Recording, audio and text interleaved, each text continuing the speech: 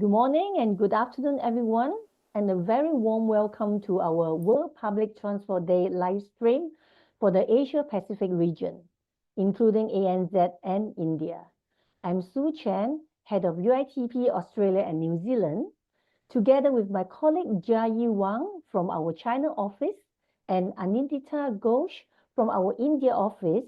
We're delighted to be your host for this first hour of our session.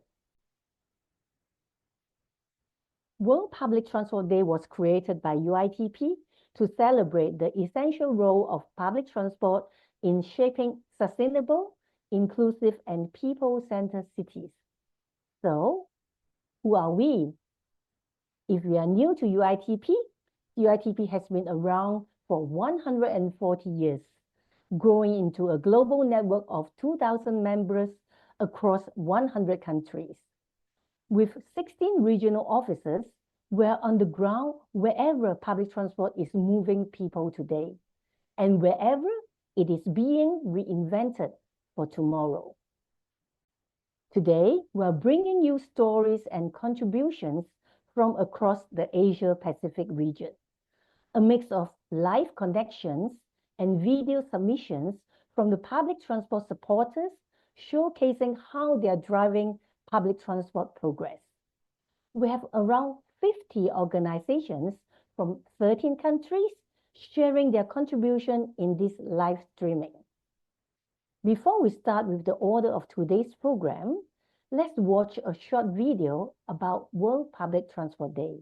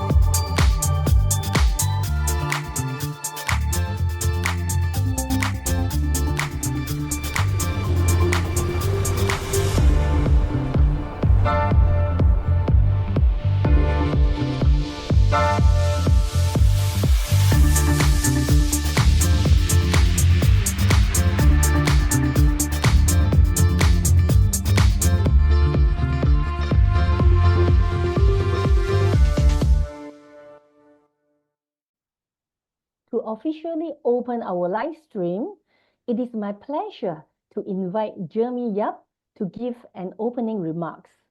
Jeremy is the Senior Director of National Transport Academy of the Minister of Transport in Singapore, and he is also the Chair of UITP Asia-Pacific. He will share reflections on the global significance of World Public Transport Day and the movement we are celebrating today. Jeremy, over to you. Welcome, colleagues, members, partners, and friends joining this celebration from across Asia-Pacific. It is indeed my pleasure to join you today for the UITP Asia-Pacific live stream. As you can see behind me are two gorgeous people. They are part of the National Transport Academy team in MOT, as well as my colleagues in the Land Transport Authority. So we are here celebrating together with colleagues right across Asia-Pacific. I think it's important that we celebrate what we call WPTD, World Public Transport Day 2026. And this is inaugural because we have never had this before. So I'd like to extend my sincere appreciation to everyone joining us from the region. And while we have different cities and different time zones, I think it's important that we do share a united by a shared commitment to public transport and the communities that we serve. Some background information about WPTD. World Public Transport Day is a global initiative by UITP and is endorsed by the United Nations. So it does reflect the growing recognition of public transport as a cornerstone, a very foundational backbone of sustainable development, climate action, and inclusive urban growth. But more than just celebrating the infrastructure and the systems of public transport, it's important to also celebrate the people who make public transport tick every day. So kudos to all the public transport workers who keep our systems going. Just a little bit of data on the Asia-Pacific. The Asia-Pacific makes up of almost 67% of the total ridership volume in the region. And you can see that there's a very high reliance on public transport as a result. And Singapore itself, we are gunning towards 75% of mass PT during peak period in 2030. We are at 64% as of 2025, and we are on our way to reach that. Some words about Singapore as a whole. Singapore, we are shaping up to expand our rail network to 360 kilometers by 2030. This is bringing more residents to a shorter walk within the MRT station. And we're also making good progress on the AV side of the house. We are conducting real-world trials, and this is in the autonomous shuttles happening in Punggol and Tengah, and we are testing them even as we speak. And there are also AV buses that will come on trial soon in One North and the Marina Bay area. So both AV shuttles and AV buses will be part of our landscape in the transport landscape, and also part of the public transport offering as a whole. These pilots will be integrated to everyday transport and will complement our existing bus and rail networks. These pilots are helping us to understand how AVs can be safely integrated into everyday transport, improving efficiency and expanding mobility operations in collaboration with all the other options that are available there for the community. And some word really on the UITP role and some of the upcoming activities at the regional level. This is the role of UITP becomes more important. It offers a strong platform for collaboration, knowledge exchange, and also capacity building across global and regional network. We have several initiatives that are coming up. These are the working body meeting in Taipei from 16 to 18 September, along with the IoT Taiwan Forum on Digital Empowerment and Net Zero Pathway for Public Transport. Secondly, the China Rail Study Tour in 2026 from 16 to 20th of November in 3 cities, Beijing, Guangzhou, and Hong Kong, which offers valuable on-the-ground learning opportunities. And last but not least, the online ITS for Sustainable Cities Training from 12th to 21st May 2026 to strengthen technical capabilities across our members. And in addition, it would be remiss of me not to highlight the ongoing research collaboration between the Land Transport Authority and UITP under the Center of Transport Excellence. This research focuses on inclusivity, accessibility, and equity in public transport, which are 3 critical and priorities for our cities as we strive to ensure that no one is left behind in public transport. We are targeting to publish that study by the 3rd quarter of this year. So thanks to the sector for the contribution in the live stream today. It's really exciting to celebrate collectively. Today's live stream is a reflection of how strong this community is. I would like to thank all participating organizations, speakers, you hear them very shortly, and contributors for sharing your insights and experiences. Whether you are joining us live or you are recording your message, your contributions really highlight the real impact that public transport is making across the region. Your stories really matter. They demonstrate how investments, innovation, and dedication translate into better mobility and better lives for people. So as we celebrate WPTD, let us also take this opportunity to reaffirm our shared commitment, the challenges ahead, which requires us to work even more closely together. In Asia-Pacific, let us be reminded we are not just moving people. Thank you very much, Jeremy, for the very impressive kickoff for our live stream.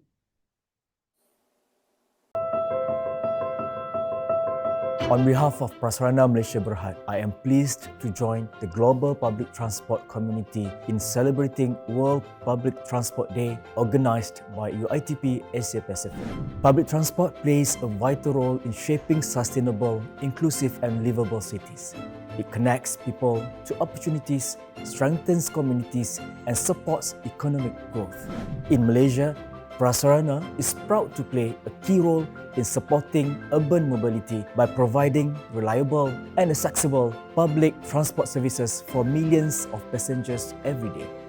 Through our integrated rail and bus network, we connect communities across the Klang Valley and Penang to make daily journeys more convenient and efficient. Our rail services, including LRT, monorail and MRT, continue to deliver safe and reliable journeys for commuters, with current ridership reaching 1.326 million passengers daily and maintaining strong operational performance with an MKBF of 790,000 km in 2025. We are targeting 1 million MKBF by Q2 2026. At the same time, our bus network plays a crucial role in strengthening first and last mile connectivity, improving accessibility and enabling more seamless public transport journeys for the commuters we serve. As part of our ongoing transformation, Prasarana continues to focus on enhancing operational performance, introducing digital and service innovations, and improving the overall passenger experience. We have also invested significantly in strengthening service culture, with more than 90% of our frontline workforce trained under our Customers Experience Program, ensuring that our passengers receive consistent and quality service across our network. Beyond operations, Prasarana is also committed to contributing to the advancement of the public transport industry. We are proud to collaborate closely with the ITP in supporting the professional development and knowledge sharing within the region. Prior to our appointment as a UITP Regional Training Center for 2025 to 2026, Prasarana had already organized 2 programs with UITP titled Public Transport Essentials for Executives. In 2025 alone, we successfully hosted 4 UITP professional development programs, bringing together public transport practitioners from across the Asia-Pacific region to exchange knowledge, share best practices, and strengthen industry capabilities. Most importantly, I would like to recognize the dedication of our frontline teams who work tirelessly every day to ensure safe, reliable, and comfortable journeys for our passengers. Their commitment and professionalism remain the backbone of our service delivery. As we celebrate World Public Transport Day, Prasarana remains committed to working closely with our partners, stakeholders, and the global public transport community to advance sustainable mobility and build resilient, people-centered transport systems for the future. Together, we move people and move cities forward, advancing mobility and reaching experiences aligned with our vision to be the first choice for urban mobility. Thank you.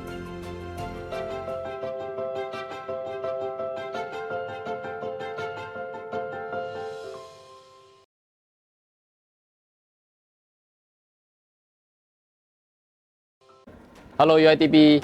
Hello, how do we get to Gardens by the Bay? Oh, you can head to Exit B and walk straight up to Gardens by the Bay. Thank you, have a good day at work. You too. We too?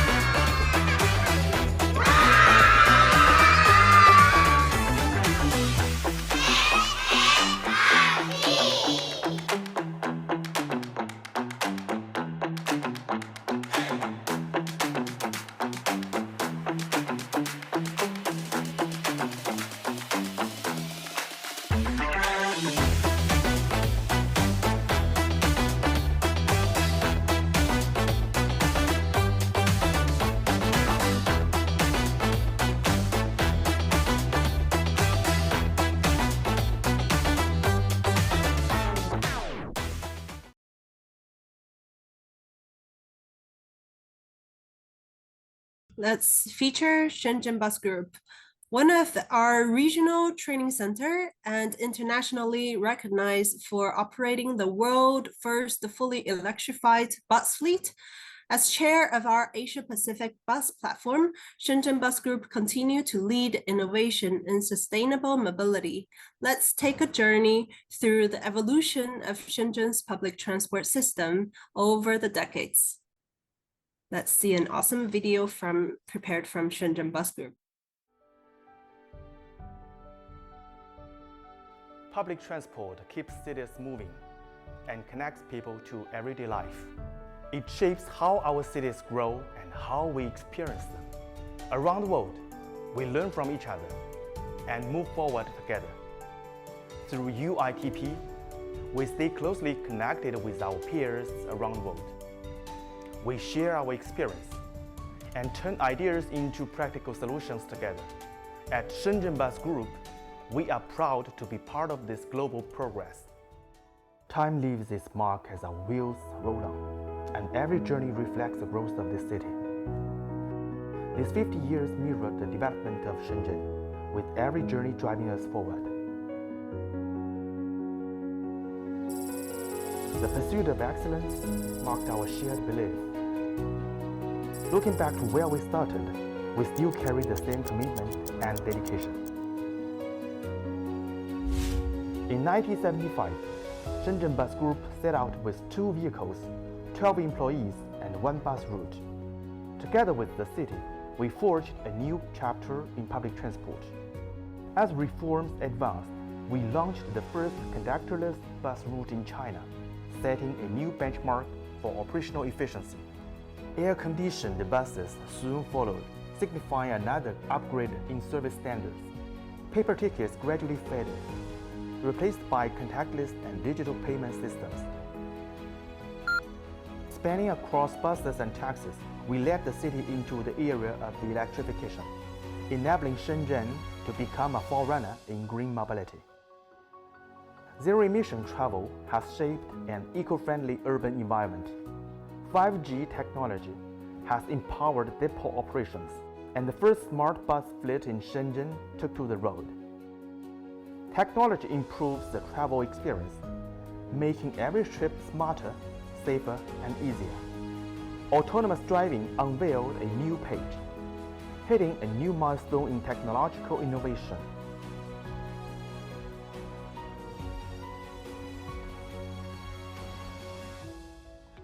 Over the past 5 decades, our service portfolio has been expanding with the city's development.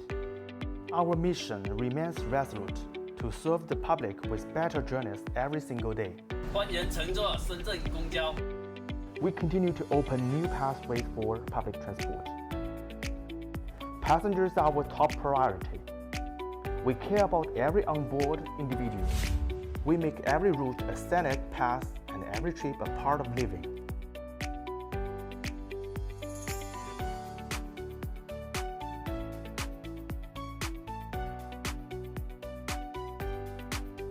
Every bus window captures vibrant life in Shenzhen. Daily commutes run in an orderly rhythm. Study tour buses carry students into every fresh morning. Intercity services reshape the living between Shenzhen and Zhongshan. Reliable transit services support major events and conferences. Seamless shuttles connect neighborhoods straight to the metro. Community minibuses deliver public transport right to our passengers' doorsteps. Our Lady Taxi service offers a tailored travel option. Performance-driven and forward-looking, we embrace the digital transformation era. Our intelligent management systems have evolved from traditional dispatching to big data-enabled fleet operations, boosting safety and deep insights into passenger demands. Beyond operating transit services, we are shaping an intelligent network connecting people in the city.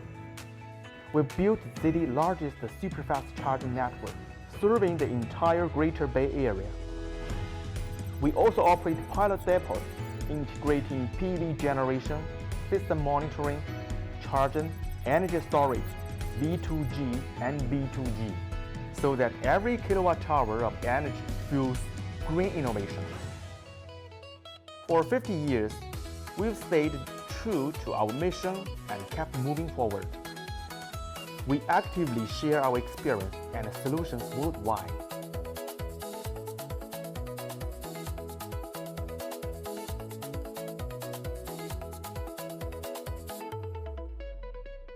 Every international recognition we earn reflects our pursuit of excellence.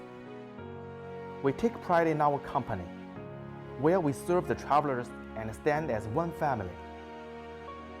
Whether on the front line or behind the scenes, every effort matters. We care about the growth and well-being of every employee, ensuring that their dedication and commitment are always recognized. By integrating land transport and low-altitude mobility, we will shape a smarter, multi-dimensional transit system, where every ride brings people closer to the city. On the occasion of the World Public Transport Day, let's join hands to build more inclusive, efficient, and green public transport systems to make our cities more livable and our journeys safer and warmer.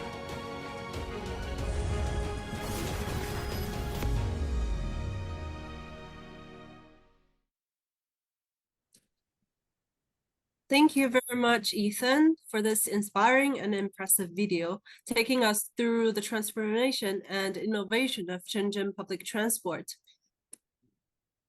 Thank you, Jiayi. And now let's go down under and celebrate with Horizon's Regional Council in New Zealand, which timed the launch of their new bus network to fall on World Public Transport Day. A wonderful demonstration of their commitment to public transport and their connection to the global community.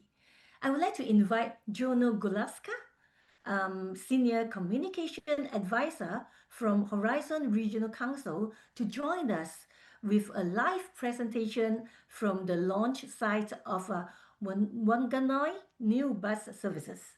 Jono, over to you. I hope there's not too much background noise. I'm literally coming to you live from one of our new bus routes called Naru Paitahi. But before I talk about what we've done new, I'm going to give you a bit of a history lesson. Today, we launched a new bus network for the people of Whanganui. Whanganui is a city on the west coast of Te Maui, the North Island of Aotearoa, New Zealand, which has a really rich history of public transport use. It is home to the Jury Hill Elevator, the country's only public transport elevator. Think of it like a subway line, except with 2 stops. Instead of going sideways, you go up and down. And it services the garden suburb of Jury Hill. So, if you catch the elevator up to Jury Hill, you look over Whanganui, and you can see that Whanganui was designed around transport routes. There used to be tram lines that ran the length of the city, which is a river city located along the banks of the Whanganui River, which, fun fact, was the first river in the world to be given the same legal status as people in the same rights. Really, really cool. So in the 1940s, 1950s, there was this awesome multimodal system which involved trams and buses and omnibuses. You could catch the bus early in the morning till late at night, heaps of frequency.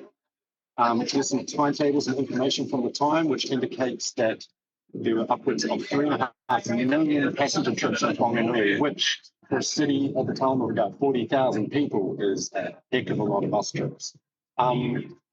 However, due to a range of policy decisions from central government, including local government realignments and other changes, public transport use across Aotearoa New Zealand, but especially in Whanganui, really fell off the cliff and patronage declined significantly.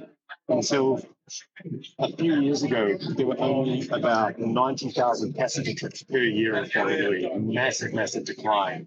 So what we did is that we teamed up with the District Council, Whanganui District Council, and we got some government funding, and we launched Te Naru, the tide is what that translates to.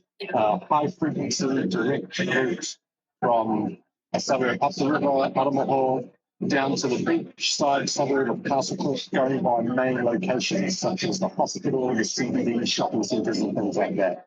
And almost overnight, public transport use in Whanganui doubled to the point where Tinadu is carrying more people than every other route in the city, and we have 17 other routes in the city.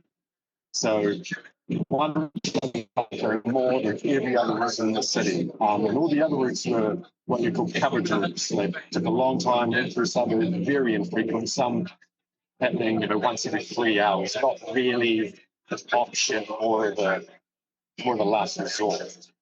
So what we have done is that we've invested a bit more money into the network and we've fully redesigned it. And now we have two of these type routes. The one I'm on right now, Te Ngāri Paitaki, services Whanganui East, so across the river, in a different part of Whanganui City. We've also realigned the other routes in the city so that now we have 5 in total instead of a confusing 17. We're making sure that our high-frequency routes are running by high schools and colleges so we can get young people on board and get them converted to using public transport, not just to get to and from school, but for other trips as well. Whanganui used to have a very, very limited Saturday timetable and no Sunday services. We've now significantly enhanced Saturday timetables and we've introduced Sunday services as well. Now, to make it as easy as possible to get people on board, we're running free services for an entire month. So from today until the 17th of May, we've had a wonderful launch day so far. The network's been running very smoothly. Our launch event this morning that we had at 8 o'clock New Zealand time, probably when a lot of you were still in bed, we had with the community in a suburb called Putiki. Now, Putiki is really interesting. There's a lot of older people who live in that community, and it's also historically had a bus route. But for one reason or another, many years ago, before I was around, the bus route had stopped. So there were bus shelters there, but there were no buses servicing them. So it's been wonderful to reintroduce bus services to the people of Putiki. We've had people from the local community come along and bless this new service for us. Local Māori keeping whānau bless our new service, and we got a lot of the Pui and Kaumātua, the older women and older men on board the service, and we took them where their service would go, stopped off somewhere for a cup of tea and morning tea, and it was just a really lovely, awesome way to introduce them to the network. And what we've done just now is that we've had an evening event with dignitaries and people involved in public transport in the city. We brought Te Ngāri Paitaki up to Whanganui East. And then to kill some time, because we had to wait out there for 10 minutes, we had a local comedian do a gig on the bus, because why not? So yes, it's been a pretty full-on day. I'm very tired, and I'm looking forward to getting off this bus very soon and enjoying some food and very well-deserved rest. That's about all I've got to say. So if there's no questions, I'll leave you to the rest of your presentation. Thank you very much. Wow, what an incredible moment. Thank you so much to Jono. Watching this launch live is absolutely exciting. Moving on, let's take a look at another very special form of public transport. Anthony Tonnen from the Drury Hill Elevator is going to tell us a very interesting story about this public transport mode and how it fits into Whanganui's new bus network. Tēnā koutou katoa. My name is Anthony Tonnen. Great to be with you on World Public Transport Day to talk about public transport and our city of Whanganui in Aotearoa. I am the operator of the Drury Hill Elevator. We're a very unique public transport service here in Whanganui. We are a pedestrian tunnel through the base of a hill where you can take an elevator which ascends 66 metres. You pay a small fare and it takes you to the suburb of Drury Hill. So we have an outsized history with public transport. We once had a full tram system, and of course not just trams, but trams, omnibuses, and the Drury Hill Elevator. You can see in this timetable how we were encouraging you to get around in a multimodal way. And we had very high public transport use. And the way that we built our city around that system still has some positive implications today. So this is the public transport network here in the middle of the century. It's a frequency map, so where you see red, you see our frequent routes, service running every 15 minutes. And the great thing about this network is that we built much of our housing and our major destinations around that network. And even when we lost the trams in 1950, we were able to keep providing really frequent public transport on what had become these natural public transport corridors. We provided it by bus, and we had an interesting company here called Greyhound Lines, no relation to the American company, which provided really frequent public transport. Thank you so much to Anthony for introducing to us to the Dewey Hill elevator, such a unique and fascinating form of public transport. We certainly hope to try it for ourselves in New Zealand in the very near future. Thank you so much. Thank you. So for the up next, we have ComfortDelGro, which is growing globally as the world's largest land transport companies with a strong presence across multiple countries and have shared a message from their chairman, Mark Christopher Grease. On this World Public Transport Day, I want to express my heartfelt appreciation to the management teams and colleagues who keep thriving cities moving across the 13 countries where ComfortDelGro operates.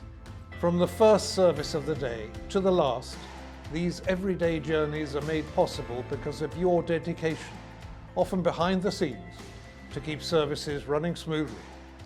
You navigate peak periods, disruptions, and changing road and rail conditions, all with professionalism, care, and pride, ensuring that passengers can rely on our transport services when it matters most.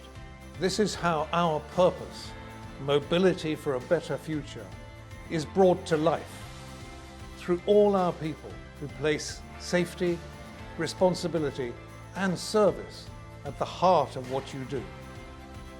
So I say thank you, every member of the ComfortDelGro family, for all that you do.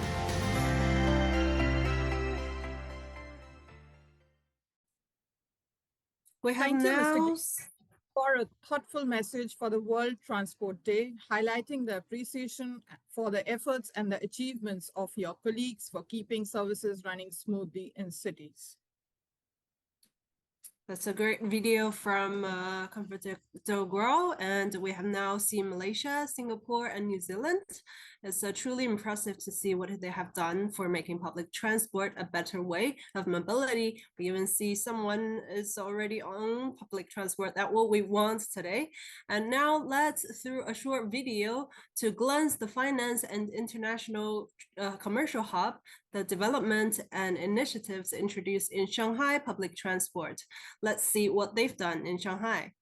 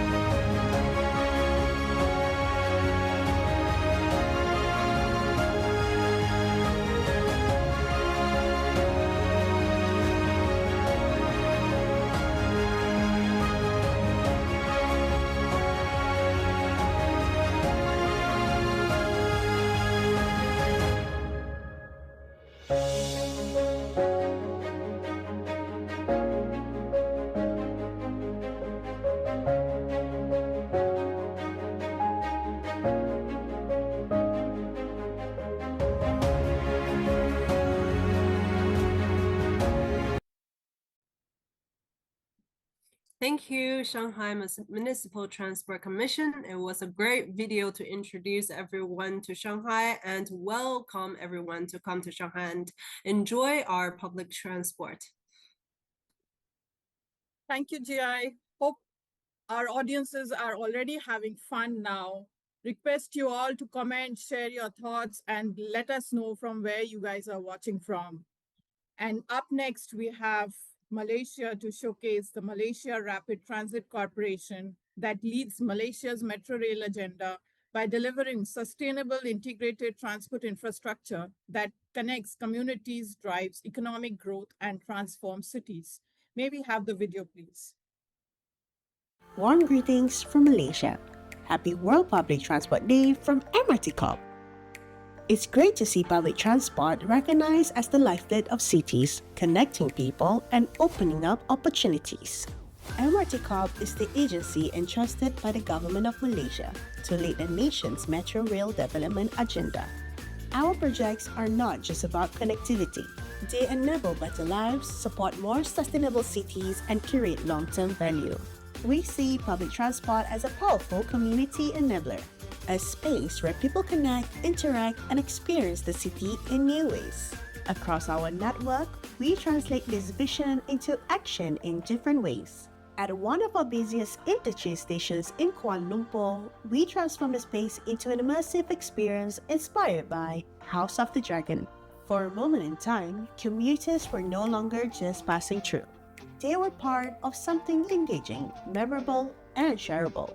In the heart of the city center, we introduced an urban skate plaza located above an MRT station. Today, it has become a vibrant space filled with energy and where communities gather. What was once a transit location is now a destination in itself.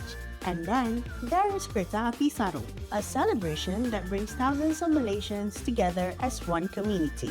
And in that moment, the metro becomes more than transport. It becomes a shared national experience. These are just some of the ways public transport can shape experiences, not just journeys. It is about creating spaces where people come together and cities come alive. Because ultimately, public transport is not just about where we are going. It is about the value we build along the way. At MRT Corp, we're proud to play a role in that journey, helping to enhance mobility and enrich communities.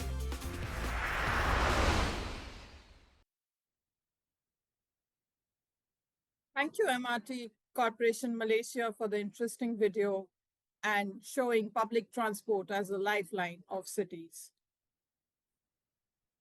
Thank you so much, Anindita.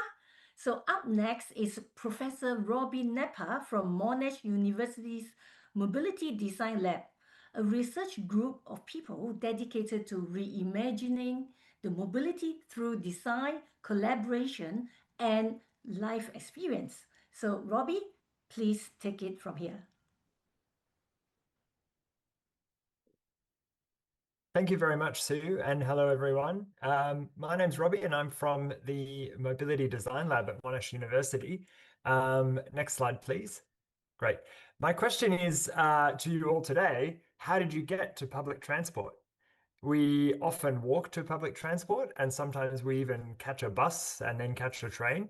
And in my role as director of the Mobility Design Lab, I'm asking a different kind of question in a project that we are developing with support from the UITP. Next slide, please.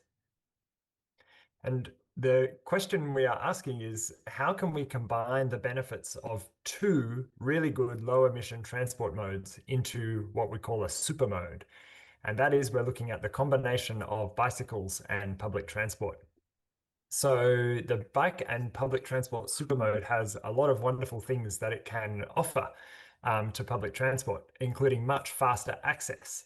So if you have a local train station like I do that has good service, but it is a 10 or 15-minute walk away, that's okay. But if I get on my bike, I know that I can reach the station in about 2 minutes, which is really nice. if that is the case, then we can have car-free or even car-light lifestyles, especially in our cities. So in Australia, in Melbourne, where I am, we have a lot of people who drive short distances that could otherwise have journeys that were accessed by bike and public transport, and that would take a lot of cars off our streets. Overall, the nice thing about bike plus public transport is that it can offer quick journeys. So you have the benefit of excellent public transport systems to traverse the city through underground tunnels or maybe in a BRT system. But at the first and last mile, you have a little bit faster access and egress from the network, which can mean that your journey is actually quite competitively fast, not to mention cheaper and all the other benefits. So the lower costs are great. These days in Australia, I think everybody is paying a lot more for fuel for their private cars. And so it's a good time to talk about changing modes.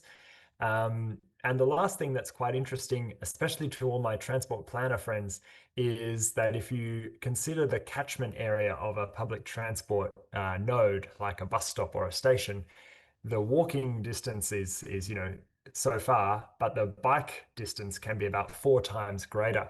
And that means that we can have a higher PT catchment area. And what that means is we can even offer higher frequency services, and maybe for bus lines, we can make them higher speed and higher frequency by cutting out some of the meandering. So how does it do this? It's not like magic, it's actually just a combination. And what we have to do is work towards that combination. So using the public transport where it does its best work to traverse longer distances at higher speeds, and using the bicycle for where it is best, which is a very, very cheap mode of transport for the first mile. And then for the last mile, especially in dense areas, we can combine public transport with shared bikes. So a bike that you don't own, but that you can access maybe through your public transport smart card account, or maybe just by hiring it through an app. Next slide, please. So the project is taking shape at the moment, and my sort of offer to the whole world of public transport operators is to see where your priorities are to help develop bike and public transport. We know that there are some cities and countries in the world that have a very mature combination of bike and PT. And we know there are a lot of places that have not really even started to reap the benefits of this combination, even though they might have good public transport and good bike riding facilities. So for transport operators, we know that there are some really simple things we can do, like adding bike parking at railway stations. But we are asking the question, we're open to input. I think that the next step would be to carry out international benchmarking, because what we want to do in this project is learn from the very best in the world. And of course, the UITP are being very helpful with that. But we don't need to repeat their mistakes. So some of my friends in the more developed bike riding countries have said that they've made a lot of mistakes over the last 50 years, and they don't want everybody else to make the same ones. And I think we can also develop expertise. So I would look forward to something like a UITP toolkit for transport operators, something that shows if you are ready to take some steps towards bike and PT, that there are some simple things you can do at your railway stations or at your bus stops. Next slide, please. So thank you for making the time today on World Public Transport Day. You can contact me at Monash University, and I want to say thank you to my colleagues who have helped me in developing this project, especially you, Sue, of course, but the UITP committees, Transport and Urban Life, Design and Culture, and the Urban Hubs Group, the Dutch Cycling Embassy, and my colleagues at TU Delft in the Netherlands. And I've also been supported by Monash University to develop this project. Thank you, and happy World Public Transport Day. Thank you so much, Robbie. While rail and bus services tend to capture the spotlight, it is so refreshing to hear about active transport, which is an essential part of the public transport ecosystem that seamlessly connects the first and last mile. And we appreciate your insight, and we look forward to working with you on the bike and PT project. Thank you once again. It was an amazing presentation from Robbie. And now I would like to welcome back our Asia-Pacific Bus Platform Chair, which is Mr. Ethan Ma. He's also from Shenzhen Bus Group, the Deputy General Manager. And let's see what he's going to say and to share a few remarks on World Public Transport Day. Please. Dear colleagues and partners, it's an honor for Shenzhen Bus Group to celebrate the first World Public Transport Day with UITP and our peers across the world. As the chair of the Asia-Pacific Bus Platform under UITP, Shenzhen Bus Group is glad to contribute to a regional platform that brings together operators across the Asia-Pacific. Since its establishment, APBP has continued to grow through joint efforts, with dialogues held in Singapore and Shenzhen, and next in Australia. Together, these engagements point to a shared commitment to advancing public transport across the region. The partnership between Shenzhen Bus Group and UITP goes beyond dialogue. Since 2019, we have worked closely together on capacity building, professional training, and study programs, supporting peer learning across cities and institutions. These exchanges have reinforced a common understanding that the future of public transport must be not only greener and smarter, but also more people-centered. Nowadays, Shenzhen Bus Group is expanding into more integrated and diversified mobility services. We are placing greater emphasis on employee development and well-being. We are also enhancing operational efficiency and passenger experience through digitalization to ensure that innovations translate into tangible value for the communities we serve. Building on these efforts, the APBP will convene its next annual meeting in Sydney this July, along with the workshop and training sessions. These activities will bring together industry partners to exchange insights and further strengthen collaborations across the region. Looking ahead, the challenges faced by our sector are complex, but the opportunities are equally significant. By working together across cities, regions, and disciplines, we can continue to turn ambition into action. On this World Public Transport Day, let's reaffirm our shared purpose to move people, to connect communities, and to shape better cities for future generations. Thank you. Thank you very much, Ethan, for sharing your valuable thoughts. It's very, very important for your support to our World Public Transport Day and as well as UITP.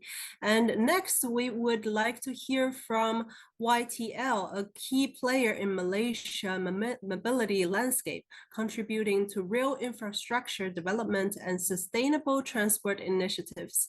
Let's see what they are doing to celebrate today. We have Ms. Natasha, the Stakeholder and Business Development Director, giving a vibrant sharing, and she is also the founder of Women's in Rail for the Malaysia chapter. Let's see what's their showcase today.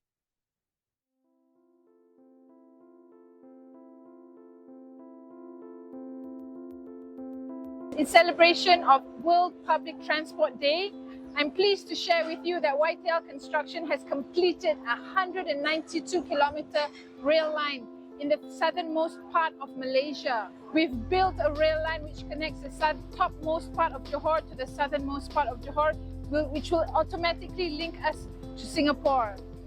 Beneath this rail line in the town of Kluang, we have built a long linear park. It's the first of its kind. This park is 700 meters long and it sits below the Kluang rail station. It has QR codes throughout the park. It has information on people who lived in the state for the last 50 years. We have team members who worked on the project as well, dotted around the park.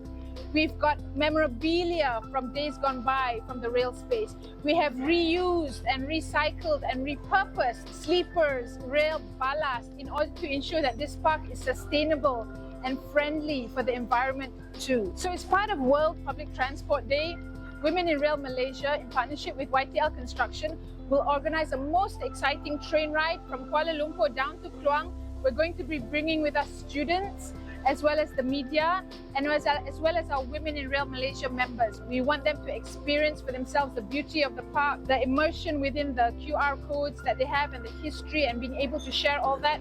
And we're hoping to be able to have a very, very good and exciting knowledge sharing session on the new rail line that we have recently built.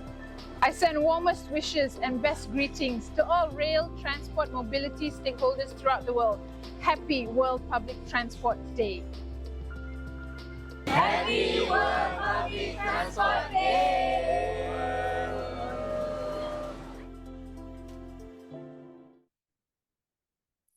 That was truly a compelling showcase from YTL, especially at the end. It was like very, very vibrant. Thank you very much for your highlights and the contribution to advanced sustainability mobility.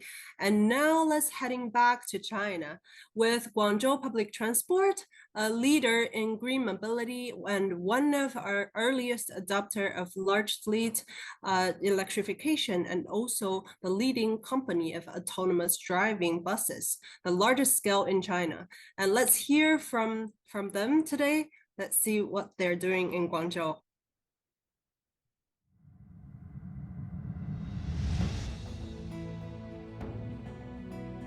城市日新其行，交通脉动不止。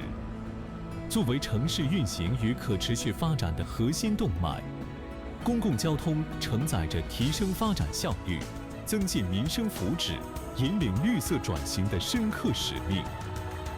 世界各地朋友们，各位交通同仁，大家好，我是中国广州市交通运输局沈颖。在首个世界公共交通日到来之际，我谨代表中国广州，向世界各地的同行分享这座城市的公共交通发展实践。广州是中国千年商都，有花城美誉，也是中国南方综合交通枢纽、粤港澳大湾区核心城市。公共交通正是这座城市活力的重要脉搏。多年来，我们坚持公共交通优先发展，建成了轨道、公交、慢行、智能一体化出行体系，运营轨道交通超800公里，日均客流超1000万人次，1.2万辆纯电动公交车，实现绿色低碳全覆盖，近28万辆共享单车，打通出行最后1公里，12条自动驾驶小巴线路，安全运行超240万公里。智慧交通已走进市民生活，这是中国城市推动可持续发展的生动实践。我们将继续打造更便捷、更绿色、更智能的公共交通服务，愿以公共交通为桥梁，加强国际交流，携手共创未来。欢迎大家来到中国广州，感受花城魅力，体验中国城市的高品质公共交通服务。当前，中国将公交优先战略融入国家治理体系，为行业发展擘画了清晰的行动蓝图。我是广州公交集团董事长秦海。广州公交集团是中国华南地区规模最大的公共交通道路运输企业，业务涵盖城市公交、出租客运、现代物流、智慧交通、新能源交通产业5大板块，在中国率先实现公交车、出租车100%电动化，成为全球首家入围为地球奋斗奖决赛的公交企业。一直以来，我们积极践行公交优先战略，秉承协同发展、开拓创新的经营理念，融入城市保障、服务升级与技术革新的各关键领域。支持首个世界公共交通日，我们愿意与全球同行重申公共交通作为城市运行的战略价值。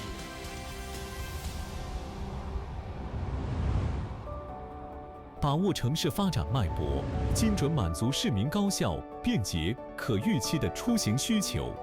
广州公交集团构建起公交、地铁多维联动、巴士、出租车、客轮多元互补的立体化公共出行网络，让城市出行更具层次感与适配性。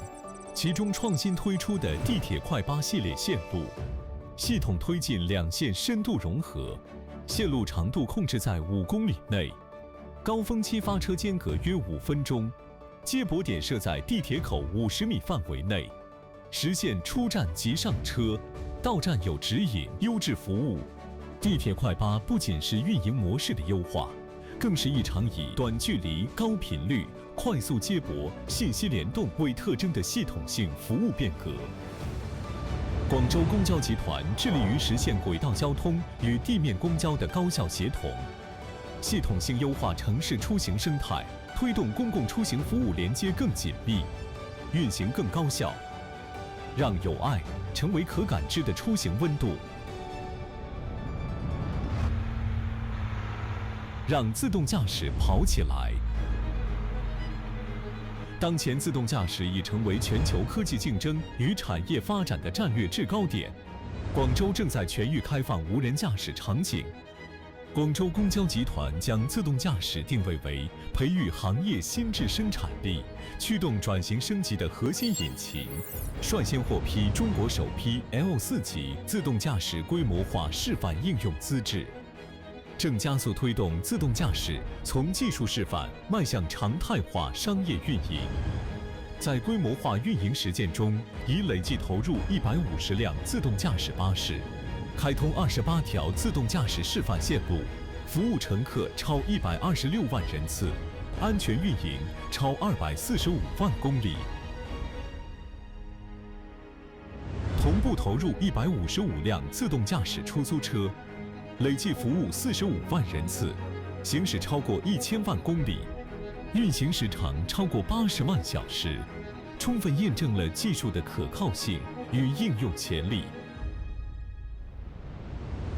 在此基础上，广州公交集团正加快构建涵盖 RoboBus 自动驾驶公交车、RoboTaxi 自动驾驶出租车、RoboVan 无人物流车、RoboSweeper 无人环卫车等多元化产品的运营服务体系，并将成立中国首家自动驾驶全生态运营公司，以广州大学城为先行试点，打造涵盖技术标准、测试规范、运营规程与法规保障的全域无人空间建设，推进自动驾驶在多种场景中实现规模化商业应用。广州公交集团期待与各方携手，共建常态化交流平台，深化信息共享、项目合作与标准共建，为城市公共交通智能化转型提供可交流、可复制、可推广的广州模式。公共交通的优先发展与转型升级，已成为全球城市的共同课题与时代使命。作为这一进程的积极参与者与推动者，我们不仅是出行服务的提供者，更是城市高效运行的守护者、绿色未来的建设者、科技赋能的先行者，以及全球可持续发展议程的实践者。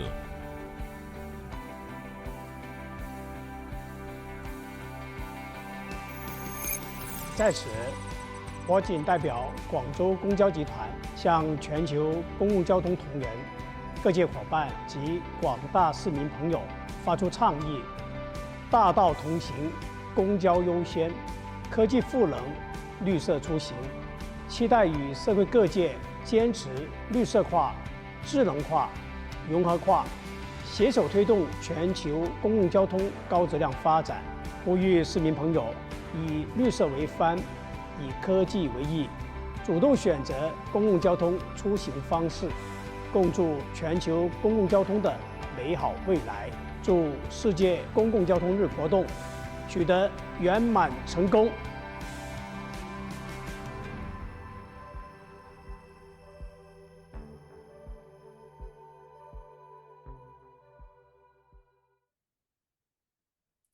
Thank you very much, Guangzhou Public Transport, for preparing such a comprehensive video to showcasing the public transport in Guangzhou City. And of course, the strong support from your chairman, Mr. Qin, and Guangzhou Transport Authority for your support on our World Public Transport Day. Next, we now feature in Singapore Land Transport Authority, which is globally recognized for its integrated planning, service excellence, and forward-looking mobility strategies. Can we have the video, please?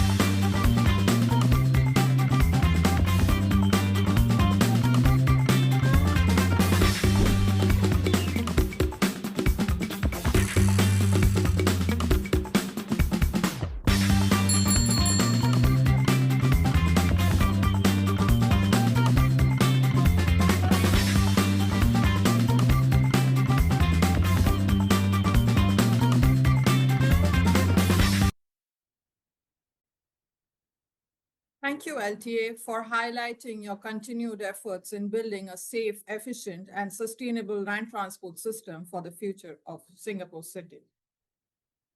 Thank you, Anindita. And coming next, I'm very pleased to welcome Keolis, one of the largest multimodal operators in the world and the leading bus operator in Australia. We're very delighted to have the Keolis team here with us today. And I would like to invite Suna Nielsen, the General Manager of Keolis Northern Beaches, to give us an introduction of their fantastic project, and then share a video that Keolis has prepared for this session. Suna, over to you.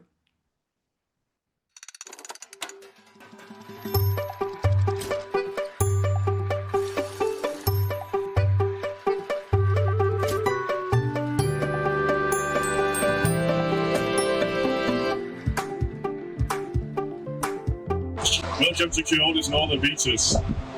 The electrification journey began some 5 years ago with a vision to change. In partnership with the PTA, Keolis was to transition to electric bus operation. There are three depot sites on the Northern Beaches, housing about 400 buses. The depots all have one thing in common. They are space constrained and more or less at capacity. The idea of using pantograph down charging, which is really opportunity charging, in the depot, was born and developed. As you will hear later, it saved a significant amount of space when compared to the more traditional plug-in charging. As buses are charged each time they return to the depot, even after just a short trip, they are always ready to be fully utilized when they are next dispatched, which brings resilience into the network. Every bus is able to do 250, 300 kilometers anytime they leave the depot. This charging solution, using the pantographs, requires a team of dedicated charging assistants, and they're required to ensure that the buses are circulated through the chargers. There's only 13 in Brookvale. We have 190 rigid buses. So when they return off the road, they will be put under a pantograph, fully charged, brought to the front, ready for dispatch again. So there's a lot of movement, but it ensures that the buses are fully dispatched. With our Brookvale depot, Keolis is the first in New South Wales to have a fully complete 100% charging solution, which means that we can here charge every single bus in the depot. It is a rapid transition with 5 new electric buses joining us every week. We've just passed electric bus number 100, which is a bit of a milestone, and that is more than halfway there for Brookvale. And in less than 50 more days, at this rate, we'll be complete. Then it goes on to the next depots, which is Monavale, and then in Civic concurrently with Monavale will be North Sydney depot. We'll deploy the same charging technology, which means our buses will be interchangeable. They will all have pantograph rails on the roof. But there will be slightly differences in design as we adapt to the unique constraints of each depot. In total, 314 rigid electric buses are to transition into the Northern Beaches by sometimes mid to late 2027, leaving only articulated and double-decker buses for now. You will now hear more from my colleagues, more about the charging solution, more about the operation, more about what it is like to be a driver of an electric bus on the Northern Beaches. Hello, my name's Nick Carr. I'm the Director Delivery of Energy Transition at Keolis Australia and New Zealand. And I'd like to welcome you to our Brookvale depot here on the Northern Beaches of Sydney. In order to solve these space problems, we've come up with Australia's first pantograph-bound charging solution. Here at the depot, we have 13 high-powered chargers for our 229 buses, all of which will be zero emission by 2027. Construction works at the depot included 2 new feeds from Ausgrade, low voltage and high voltage switchboards, and pantograph chargers, as well as some CCS2 backup charging. Keolis is a global provider of public transport services across the world. 13 different countries, 13 different modes of transport, and 20,000 buses. Keolis now has electric vehicles across 4 states in Australia: Western Australia, Queensland, South Australia, and here in New South Wales. We're proud that we've just accepted our 100th vehicle here at Brookvale. Keolis was responsible for the design, supply, install, and maintenance of the new systems here at Brookvale, along with our partners Downer, JetCharge, and Chempower. Brookvale is the first of our 3 depots in the Northern Beaches that we're electrifying. We're well on the way to 100% electrification of our buses here, and then we'll start rolling out new electric buses in Mona Vale towards the end of the year and North Sydney next year, in 2027. In partnership with Transport for New South Wales, the transition of the old diesel fleet to electric will significantly reduce greenhouse gases, and it also means that passengers get to enjoy quieter, cleaner and more comfortable rides. For me, as your experience, Zeb makes my driving better because they are much quieter and smoother to drive. At some point, it helps reducing fatigue over a shift, and there's less noise and vibration compared to diesel buses. So it's a more comfortable driving experience for me. I feel that Zerb has a positive impact on the environment. They produce zero emission when you operate them, and it's a big step in reducing air pollution. And it's good knowing that we are contributing to a cleaner environment, especially in the northern beaches residential sites in coastal areas.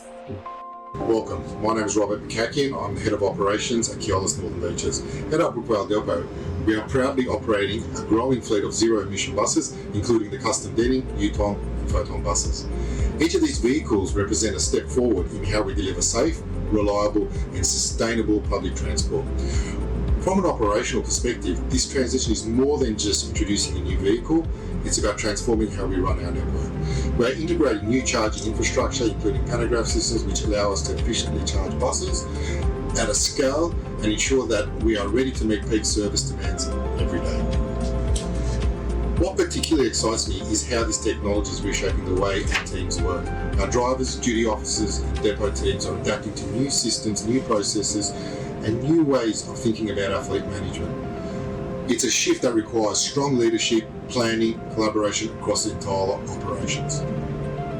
Training has been a crucial part of this journey. We've moved beyond traditional diesel-focused training to a more specialised program that ensures we are confident in operating electric vehicles, from energy management and charging awareness through to safety protocols. Personally, I'm incredibly proud to be part of this transition. The bus industry is evolving, and here at Keolis Northern Beaches, we are not just adapting, we are leading the way. Our investment in zero-emission technology is about delivering better outcomes for our community, passengers, and people that we serve every single day. Thank you so much to Keolis. It's so fantastic to see the progress that Keolis is making in its transition to electric buses. An excellent example of how global knowledge can drive tangible, passenger-focused improvement at the local level. Thank you so much again to Keolis team. And now, I would like to welcome Mr. Jeffrey Sim, the Group CEO of SBST and also the Chair of UITP Asia-Pacific Urban Rail Platform, for sharing his thoughts on the World Public Transport Days. Jeffrey, please. Oh, thanks very much, ladies and gentlemen. A very good afternoon to you. Today on World Public Transport Day, we join colleagues across cities and systems around the world in recognizing the role public transport plays in our societies. Across Asia-Pacific, our networks operate in very different contexts. but we're all connected by a common responsibility to serve our communities well and to keep our systems reliable and able to adapt as cities evolve. Through UITP, we come together to share experiences, learn from one another, and strengthen how we plan, operate, and improve public transport for the people we serve. This exchange is important because no one system has all the answers, but together we can learn faster and do better. In fact, I'm currently in Seoul, Korea, learning from the best operators around the world so that we can bring these experiences back to Singapore. In Singapore, at SBS Transit, we have marked this occasion by engaging students and the community through talks, learning journeys, and digital displays across our network, encouraging a more thoughtful and inclusive commuting culture. Across our region, many operators are doing the same in their own ways, connecting with communities, building understanding, and shaping how public transport is experienced. These efforts may differ in form, but they reflect a shared intent to serve our communities with care and purpose. On this Public Transport Day, let us recognize these efforts and the people behind them who make public transport work for our communities every day. Thank you.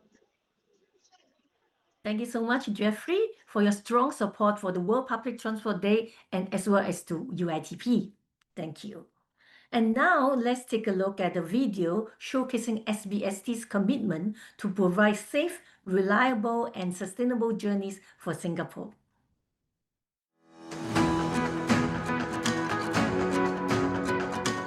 Every day, more than 3 million passenger trips are made on our buses and trains.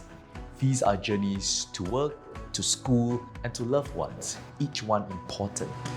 At the heart of our purpose is a steadfast commitment to move people safely and reliably. Behind this commitment is a dedicated team that keeps our network running, ensures the safety of our commuters, and extends a helping hand to those who need additional support. At the same time, we continue to improve the way we operate by making journeys more accessible, our systems more efficient, and our mobility solutions more sustainable. Today, as public transport operators, we come together as one with a shared purpose to move people safely, reliably, and sustainably while connecting communities and enriching lives. Let us keep our cities moving forward. Happy World Public Transport Day.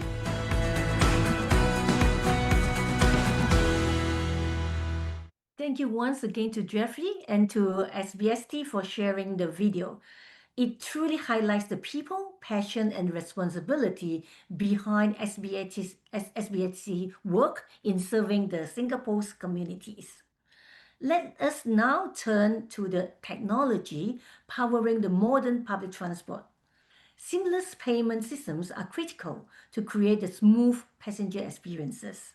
And Mosaic New Zealand is leading the way with cutting-edge and integrated solutions. I'm delighted to welcome Mickey Siksai, the CEO of Mosaic, to tell us more about their journey and how they are making World Public Transport Day. Thanks, Mickey. The floor is yours. Great, thanks, Sue. Kia ora koutou katoa. My name's Mickey Siksai, Chief Executive here at Snapper Services, and we offer Mosaic, which is a global public transit analytics product. So I want to share a little bit about our vision, the Global Public Transit Index, and a couple of stories from that index. So our vision at Snapper is to help create excellent experiences in public transport. We know if we can do that, we can accelerate our journey to a more sustainable world. Thank you. Next slide, please. Yeah, thank you. And we can do that by decarbonizing and decongesting. As Jeffrey was just saying, one of the great things about our sector and our industry is we love to collaborate. And this thing, I think, really encapsulates the spirit of what we do together as a sector. If you want to go fast, go alone. But if you want to go far, go together. And we know as an industry, we want to share, connect, and learn from each other. But that's challenged. And it's challenged because we need to answer these types of questions. We need to understand how we're performing today ourselves individually, who our true peers are that we can connect and learn from, and where can we focus to improve the fastest. So that's why we developed the Global Public Transit Index. If you could just go to the next slide, please. And that is a The index is a resource that's freely available that helps people understand how public transport is performing in lots of places around the world. And the next slide helps sort of quantify that in a little bit more detail. So the index is always up to date, so it's published daily. It measures public transport performance over the last 28 days on a rolling basis. It's instant, and really importantly for our sector, it's open and it's free. It's based on open data that people publish, and that data comes from, at the moment, 22 countries around the world, more than 100 regions, and around 1,400 locations. So it's really easy to see how you might be performing, who your peers are, and what you can learn from each other. So I want to share two stories from that. So the first story is really captured in the next slide, and it's a really simple message. It's small is beautiful. And what do we mean by that? If we move to the top 10 best countries in the world for public transport performance on the next slide, of those countries, 7 out of those 10 have populations of 10 million or less.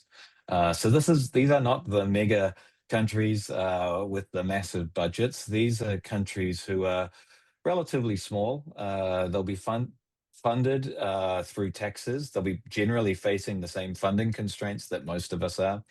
And they'll need to be focused and disciplined to get the performance. But it shows that with that focus and that discipline and that real ethos on focusing on every journey and how you're doing that you can actually be some of the best performing countries in the world for public transport. Pleased to share that of this list here, Finland is the top. And just a little shout out for New Zealand. We're at number 4 as of today. But of course, these things change as this rolls over the next 28 days. So just really keep that in mind, that you don't have to be massive to have great public transport. Small can be beautiful. The next story I want to share with you is something that we call in New Zealand March Madness. So what is March Madness? So March for us is the busiest month of the year seasonally for public transport. And in Auckland and Wellington, what we see is there is no more public holidays. All of the schools are back. University is back. So it's probably the greatest demand on public transport. And in this year, Auckland Transport alone decided to reduce their tertiary fares. So they're expecting a lot of demand. If you go to the next slide, please. That demand shows up in lots of different ways, but primarily in terms of increased patronage. This year, there were even more impacts, obviously, with the war in Iran and the cost of fuel increasing quite rapidly in the New Zealand market. That led to the busiest month ever in Wellington for buses, and the busiest month since 2019 in Auckland. For public transport. So how did the networks hold up? So if we take a look at the next slide, we can see that their performance remained really, really strong. So Auckland has always had really good public transport performance in terms of its early running. It was able to maintain this all the way. So fantastic on-time performance there from both Auckland and Wellington, in spite of all of this increased demand. So there's some really interesting takeaways from this. So next slide, please. And the thing is for us is when you kind of look at it in summary with that busiest week in 7 years in Auckland and the busiest month ever for buses, how do you maintain that world-class network performance? And again, it's through really great planning. So Auckland put in place some additional capacity. They relocated some of their larger vehicles onto their busier routes. They put in place extra school buses and extra banker buses. But more importantly, it set them up really well for the future. So if you look on the next slide, we can see that they're obviously able to, the networks were able to handle this increased demand. So this is the partnership between the transport authorities and the operators. They really rose to the challenge of this extra demand. They had even more demand than they anticipated and were still able to serve that demand. So that's great for driving more public transport usage. The second one that was really key is that most of these fleets here have started the move to electric. So what that's meant is those vehicles are obviously more efficient to run. They didn't have those increased diesel costs. And we can see that a continued investment in electric fleet in both of those cities will protect against future oil shocks. And now it's been legislated in New Zealand that all buses that are procured now through government contracts must be electric. So I think really well set up for the future and ultimately provide really strong foundations for increased mode shift. I think that is a really promising story in terms of what could have been a really difficult situation. On the last slide here, I'm sharing with you, there's a QR code. I really do encourage you to have a look at the Global Public Transport Index, see how your cities and regions compare. So scan this, it takes you straight there. A reminder that it's open and free, so you don't even have to log in. It's completely available to you to use as that free resource. And one thing I would note, particularly for my Southeast Asian colleagues, is we're a little bit light on open data for Southeast Asia. If you'd love to be in the index, you can contact us through that website. Let us know where we can find that open data. We'll ingest it for free and we'll make sure it's available in the index. What we really want to do is drive those conversations where people can connect, share, and learn from each other and fundamentally improve the public transport experience. Thanks, Sue, and back to you. Much to Mickey for your impressive presentation and especially for sharing the open data. Thank you so much. And yeah, we appreciate your work in New Zealand and hope that you have future work in improving the travel experience for people in New Zealand and the world. Yeah, thank you. And Jai? Thank you, Sue. Thank you very much. And let's welcome Beijing Subway from its very first line to today's world-class network. It has been growing together with the city and keeping millions of people moving every day. Their innovation work continues to set new benchmark in urban mobility and inspire transport excellence worldwide. Let's see this amazing photo from Beijing Subway and see some nice landscape from Beijing as well.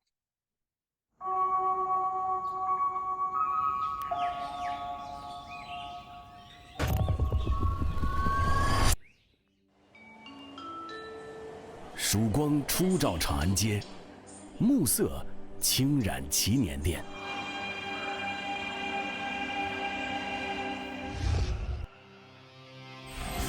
历史与未来再次交汇，一座城市之上是千年文脉，之下一束光正奔涌不息。这就是北京地铁，轨贯精华，脉连民生。与时代同行，与城市共生。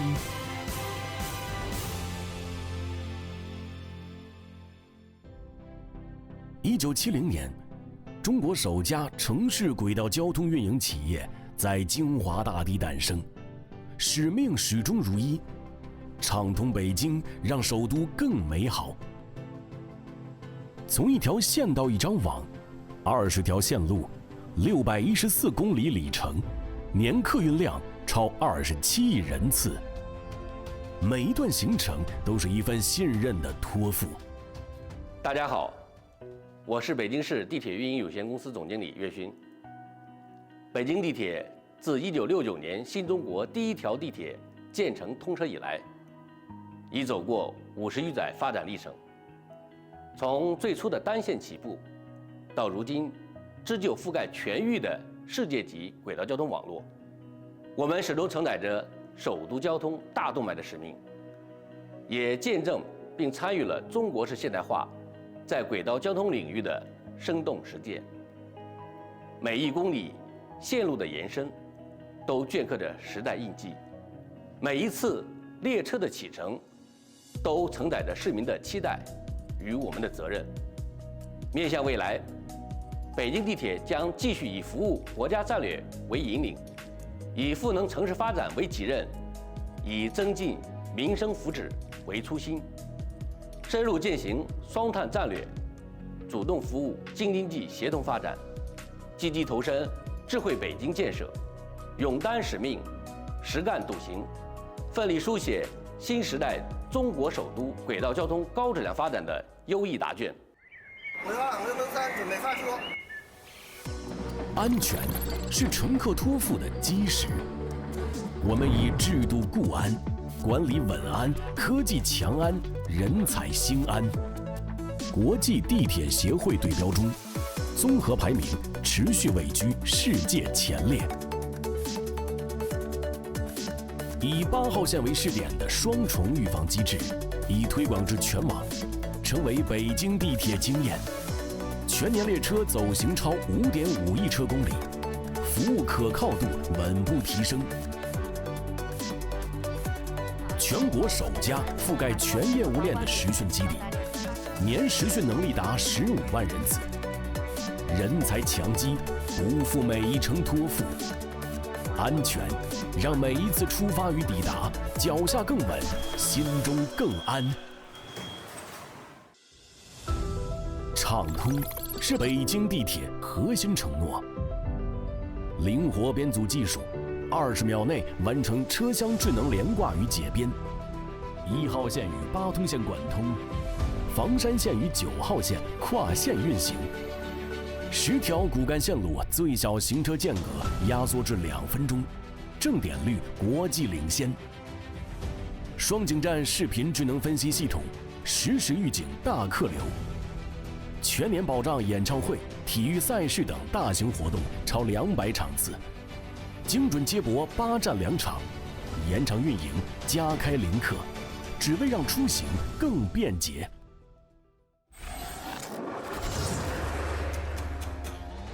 服务是回应市民期待的温暖答卷，累计服务545亿人次，全球率先实现5大国际卡拍卡过闸。278座车站配齐多语种翻译机，东直门站启用城市行李托运服务，车站便民服务覆盖率达97.8%。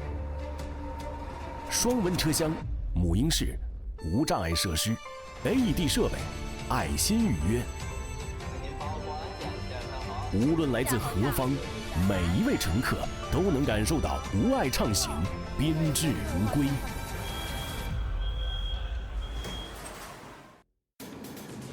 绿色是面向未来的责任，永磁牵引、混合储能、ATO 节能模式、场段光伏项目注入清洁动能，助力首都中心城区绿色出行占比提升至76.5%。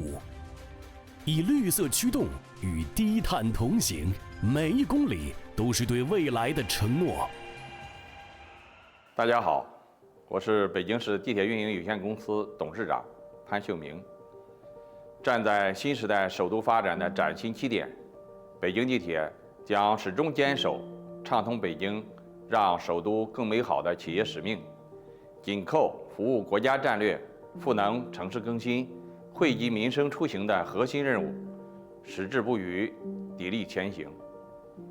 我们将持续优化提升服务品质，优化线网功能，创新运营管理模式，以实干与担当，奋力续写新时代中国首都地铁高质量发展的崭新篇章。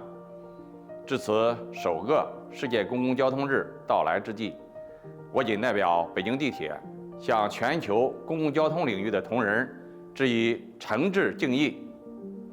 我们愿与各国同行携手并进，深化技术标准互认，共研韧性城市建设，推动公共交通与城市发展、生态环境的和谐共生。让我们同心聚力，共绘绿色低碳、智慧赋能的公共交通蓝图，携手开创更高质量、更可持续的美好未来。衷心祝愿世界公共交通日活动圆满成功。面向未来，北京地铁将继续坚守人民地铁为人民的初心，以安全、便民、畅通为方向，为北京建设国际一流的和谐宜居之都贡献地铁智慧与力量。北京地铁与时代同行。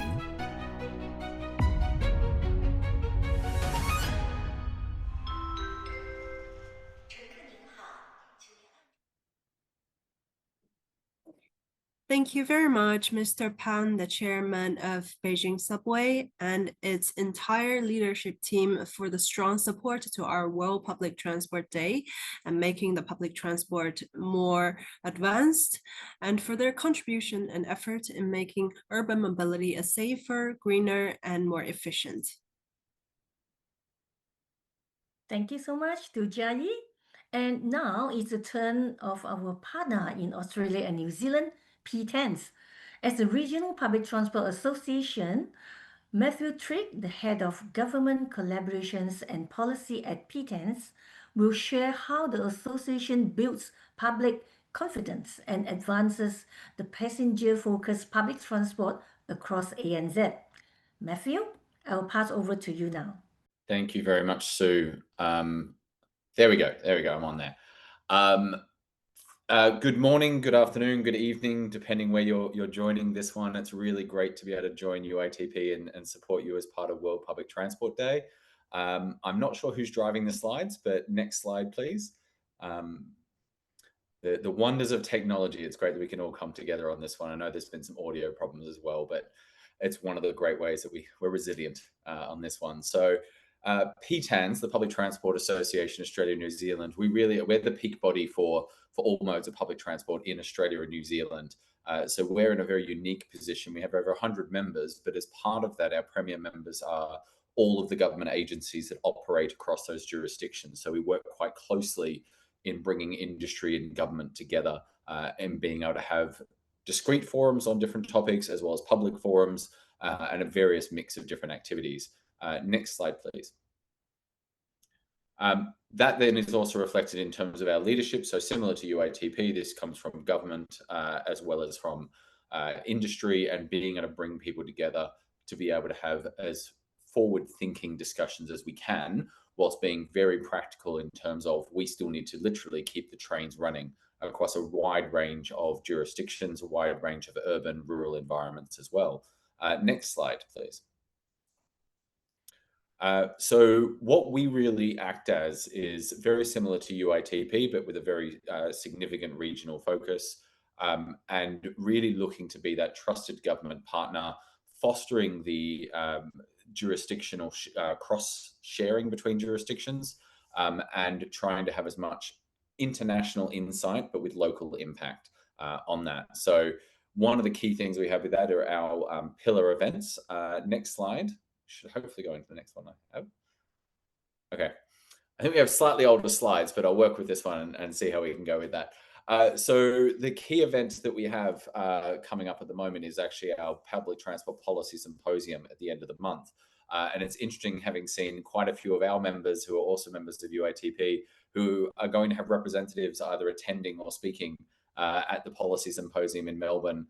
So it'd be interesting to see who else from this call is going to be there. We have various pillar events that sort of bring everyone together.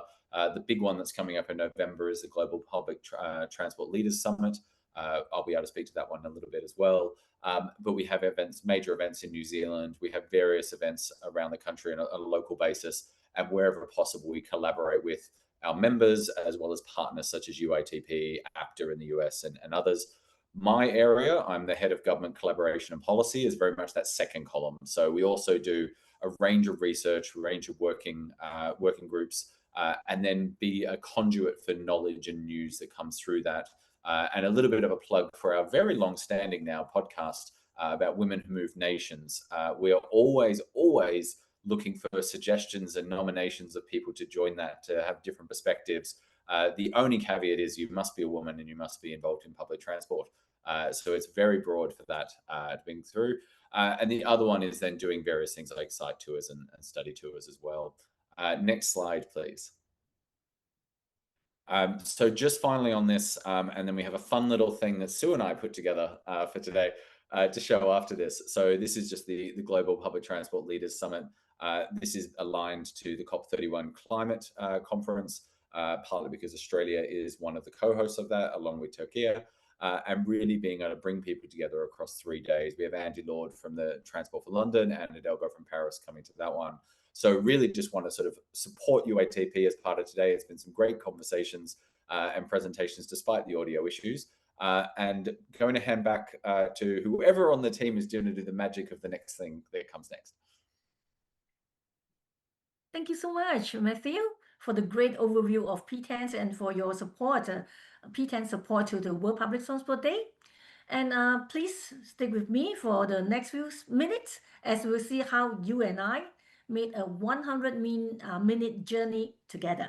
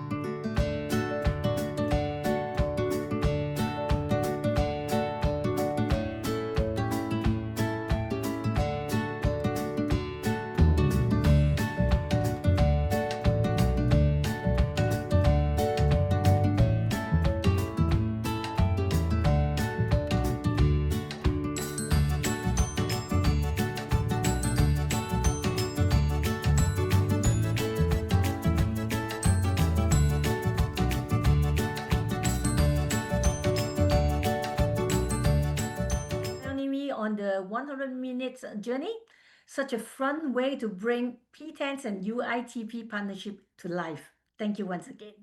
And well, the celebration continues with more story from across the region. And I will now hand over to our colleagues, Purnima Singh from our Singapore office and Yuhan Xiao from our China office, who will host the next part of our journey. Purnima, over to you. Thank you, Sue. Thanks everyone for joining us. It's a great pleasure for both me, Yuhan, and whole of the UITP Asia-Pacific, ANZ, and India office to host you for this very pleasant journey of celebrating World Public Transport Day. Myself is Purnima, as Sue mentioned. I'm from UITP Asia-Pacific office based in Singapore, where we have a Center for Transport Excellence.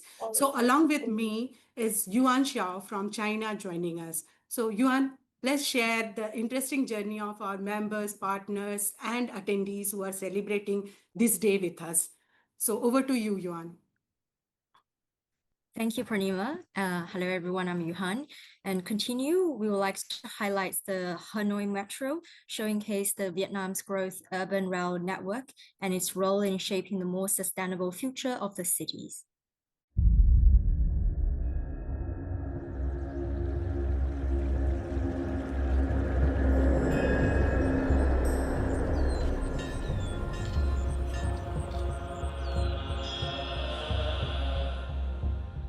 Hanoi, a 1,000-year-old capital where heritage and modernity converge.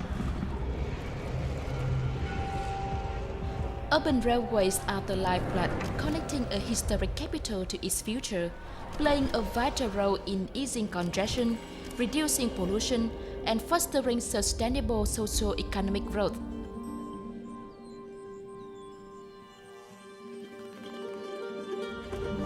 In 2011, Line 2A Cát Linh Hà Đông commenced construction and entered commercial operation on November 6, 2021.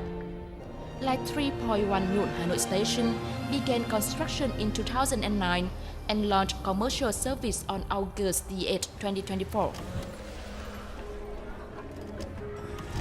According to the Capital Planning Vision to 2065 and Development Orientation of the Capital towards a 100-year vision, a synchronized mass transit system serves as the backbone of urban traffic. This orientation aims to resolve congestion, enhance urban connectivity, and establish the Hanoi Urban Railway Network as a key infrastructure component. The capital's urban railway network will comprise 16 to 19 lines with a total length of approximately 1,000 kilometers. The implementation roadmap is designed to align with resource mobilization capabilities and urban spatial development following the TOD model. Hanoi Metro One Member Limited, Hanoi Metro, established under Decision number 6266 issued by the Hanoi People's Committee on November 27, 2014, is responsible for managing and operating all urban railways lines across the city. Hanoi Metro is more than just rolling trains. It is a mission to build a civilized, modern capital where every journey is green, safe, and connected. During the 2021-2025 period, Hanoi Metro's operations recorded consistent year-on-year growth in passenger volume. To date, the system has transported over 60.8 million passengers and operated more than 5.7 million train kilometers, while maintaining an on-time performance rate above 99% and a customer satisfaction rate exceeding 99%. Passenger volume grew from 8.2 million in 2022 to 20.68 million in 2025, highlighting the growing role of modern mass transit in shaping a greener, cleaner, and safer urban mobility culture in the capital. 2025 also marked a year of notable achievements for Hanoi Metro, including passenger volume over 20.5 million, exceeding the plan by 6.59% and growing 39.28% compared to 2024. Revenue reached over 1,063 billion Vietnam dong, exceeding the plan by 16.99% and growing 58.7% compared to 2024.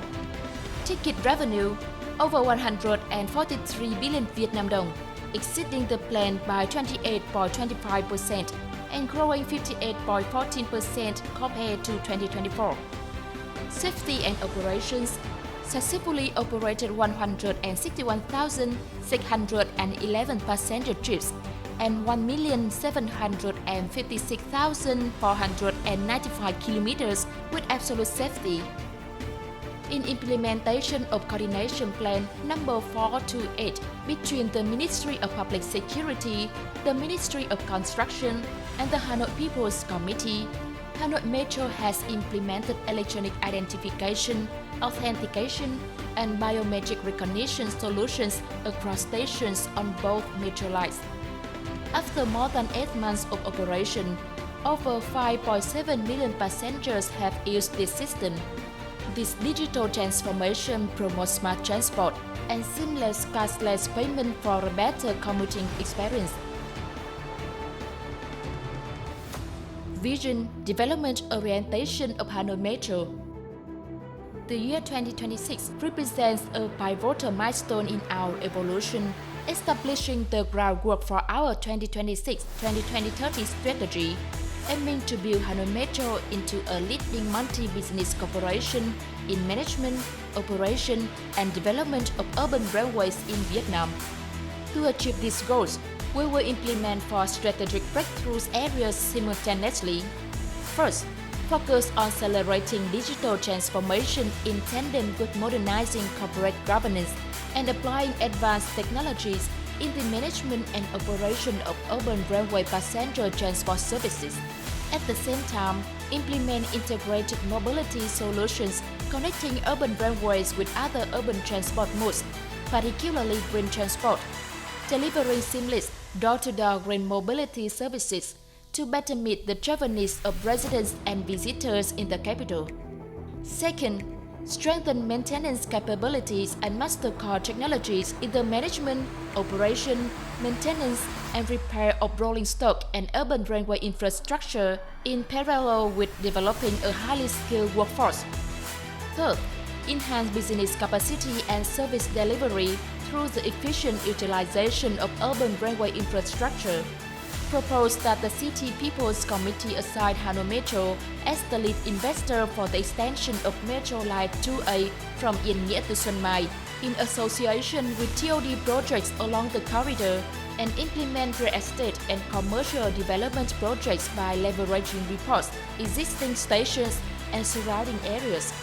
Fourth, undertake comprehensive restructuring to develop Hanoi Metro from an urban railway operator into a multi-sector TOD-based economic group, covering operations management, infrastructure investment and construction, TOD development and commercial business, thereby increasing revenue and reducing dependence on state subsidies. Trước tiên, thay mặt Hà Nội Metro, chúng tôi trân trọng gửi lời cảm ơn UITP đã có lời mời và tạo điều kiện cho Hà Nội Metro để tham dự chương trình Ngày hội Giao thông Công cộng Quốc tế năm 2026. Và chúng tôi cũng xin được gửi lời chào trân trọng nhất đến tất cả những cái đối tác, những cái doanh nghiệp, những tổ chức và tất cả những cái đại biểu tham dự cái chương trình này. Kính thưa quý vị, chúng tôi nhận thức rõ dịch vụ đường sắt đô thị là một lĩnh vực công nghiệp yêu cầu công nghệ cao, đòi hỏi kinh nghiệm chuyên sâu và hợp tác quốc tế đóng vai trò đặc biệt quan trọng để chúng ta có thể phát triển cái năng lực về mặt công nghệ, về mặt kỹ thuật để có thể đảm bảo là phát triển, quản lý và vận hành có hiệu quả đường sắt đô thị. Để thực hiện được những cái mục tiêu này thì Hà Nội Metro cam kết xây dựng cái quan hệ hợp tác bền vững, cùng có lợi với tất cả những cái đối tác quốc tế mà cũng có mong muốn và có cái thịnh tình trong cái việc hợp tác với Hà Nội Metro trong một số những cái lĩnh vực. Thứ nhất là chúng tôi mở rộng cái hợp tác, chia sẻ, trao đổi kinh nghiệm từ thực tiễn quản lý vận hành và sau này là cái thực tiễn đầu tư phát triển đường sắt đô thị thông qua những chương trình nghiên cứu, trao đổi nguồn nhân lực, cùng nhau phát triển hệ thống giao thông công cộng bằng đường sắt đô thị hoạt động một cách hiệu quả trong những không gian đô thị lớn như Hà Nội. Thứ hai là hợp tác chuyển giao công nghệ theo chiều sâu đối với những lĩnh vực mà cốt lõi của đường sắt đô thị. Trước tiên là trong lĩnh vực mà quản lý vận hành, bảo trì sửa chữa, hệ thống thông tin tín hiệu, đoàn tàu và hệ thống kết cấu hạ tầng. Mục tiêu của chúng tôi không đơn thuần chỉ là tiếp nhận và chúng tôi vận hành khai thác, mà chúng tôi mong muốn cùng với các đối tác qua cái quá trình mà chuyển giao công nghệ thì phát triển năng lực tự thân để Hà Nội Metro từng bước có thể tự chủ trong cái quá trình quản lý vận hành bảo trì, và đồng thời chúng tôi cũng từng bước tham gia vào quá trình nghiên cứu phát triển những công nghệ mới của đường sắt đô thị. Thứ ba là chúng tôi tham gia cùng với các đối tác trong việc hợp tác đào tạo phát triển nguồn nhân lực chất lượng cao thông qua những cái dự án, những cái chương trình đào tạo chuyên sâu gắn giữa lý thuyết công nghệ mới với những cái việc thực hành trực tiếp tại các trung tâm đào tạo trong các hoạt động vận hành, đầu tư xây dựng kết cấu hạ tầng đường sắt đô thị. Chúng tôi xác định con người là yếu tố quan trọng nhất cho cái tương lai phát triển của các doanh nghiệp đường sắt đô thị nói chung và của Hà Nội Metro nói riêng. Thứ tư, hợp tác trong quá trình đầu tư và phát triển các dự án mới theo mô hình TOD. Trước tiên là chúng tôi cũng kêu gọi và mong muốn nhận được cái sự hợp tác, phối hợp của các đối tác quốc tế trong cái dự án mà chúng tôi dự kiến sẽ đề xuất với Ủy ban nhân dân thành phố Hà Nội giao cho công ty làm chủ đầu tư tuyến đường sắt đô thị số 2A Cát Linh Hà Đông kéo dài cái đoạn từ Yên Nghĩa đi Xuân Mai. Chúng tôi sẽ thực hiện các nhiệm vụ là đầu tư xây dựng, mua sắm toàn bộ hệ thống đường sắt đô thị, đầu tư phát triển các dự án TOD dọc trên hành lang tuyến này. Chúng tôi tin tưởng rằng thông qua cái hợp tác quốc tế một cách hết sức chân thành, cởi mở thì chúng tôi sẽ nhận được cái sự quan tâm, phối hợp và đồng hành của các đối tác. Và đây chính là cái điều kiện quan trọng để Hà Nội Metro từng bước nâng cao cái năng lực quản lý, vận hành và phát triển cái hệ thống đường sắt đô thị.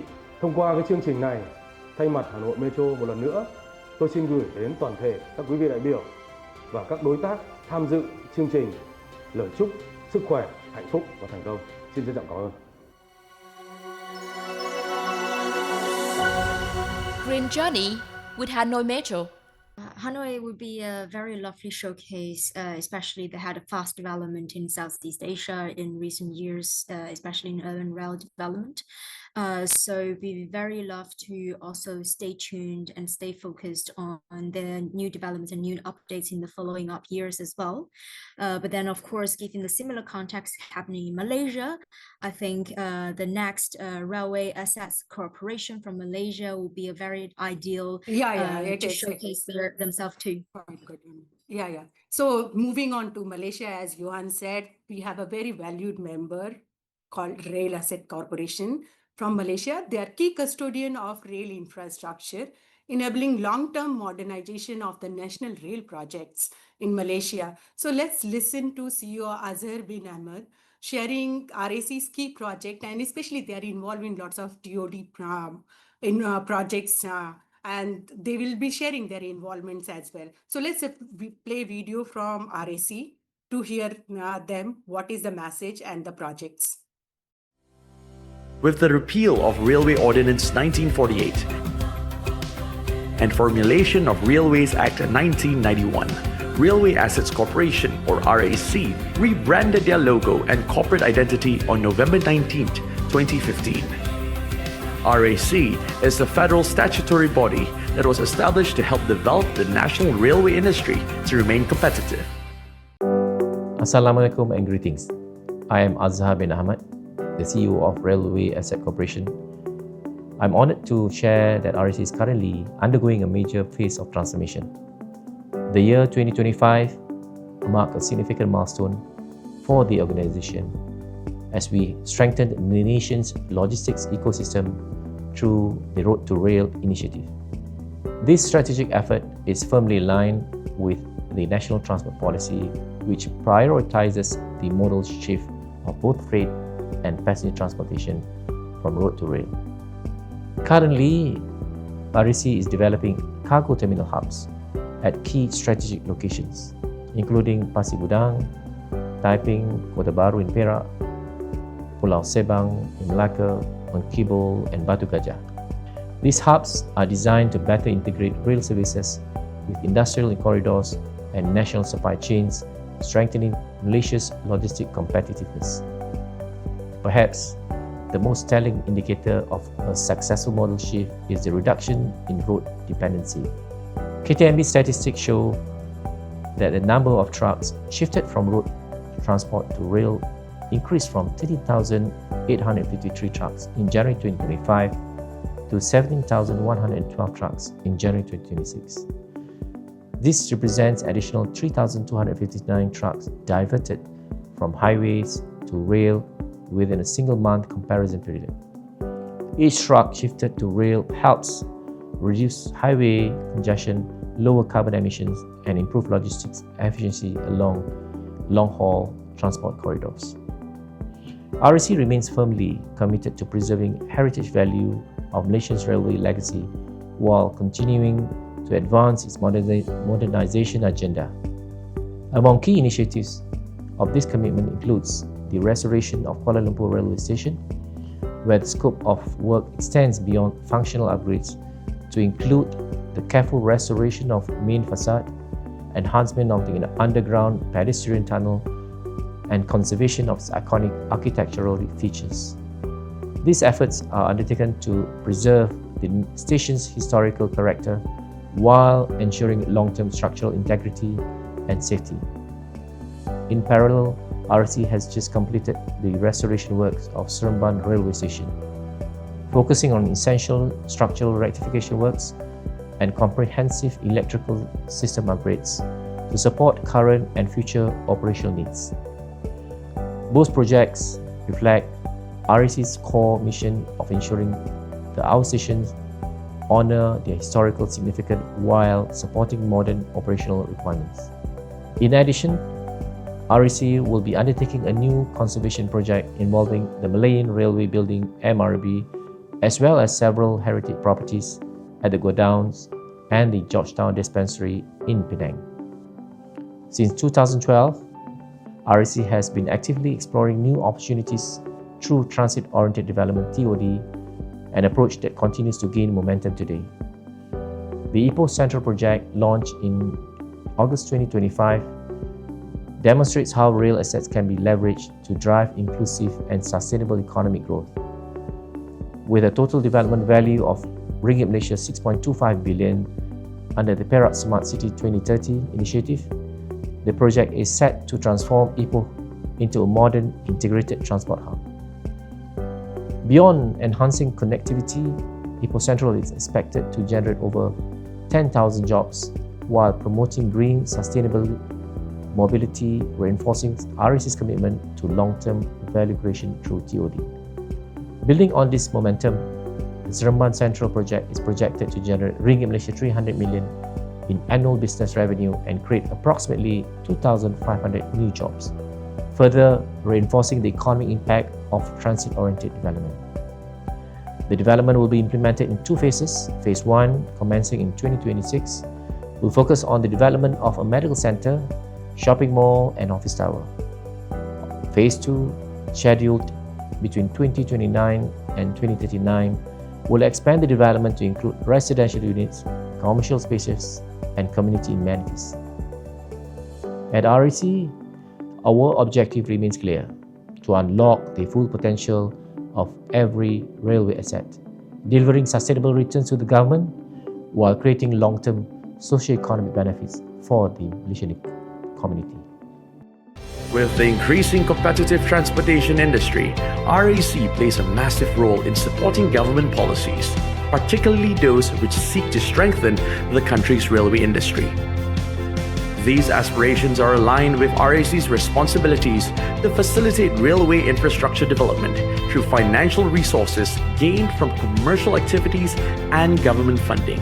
RAC will continue to take proactive measures to ensure that railway asset management becomes more systematic and efficient in order to be relevant with the progression of the modern-day transportation sector and industry.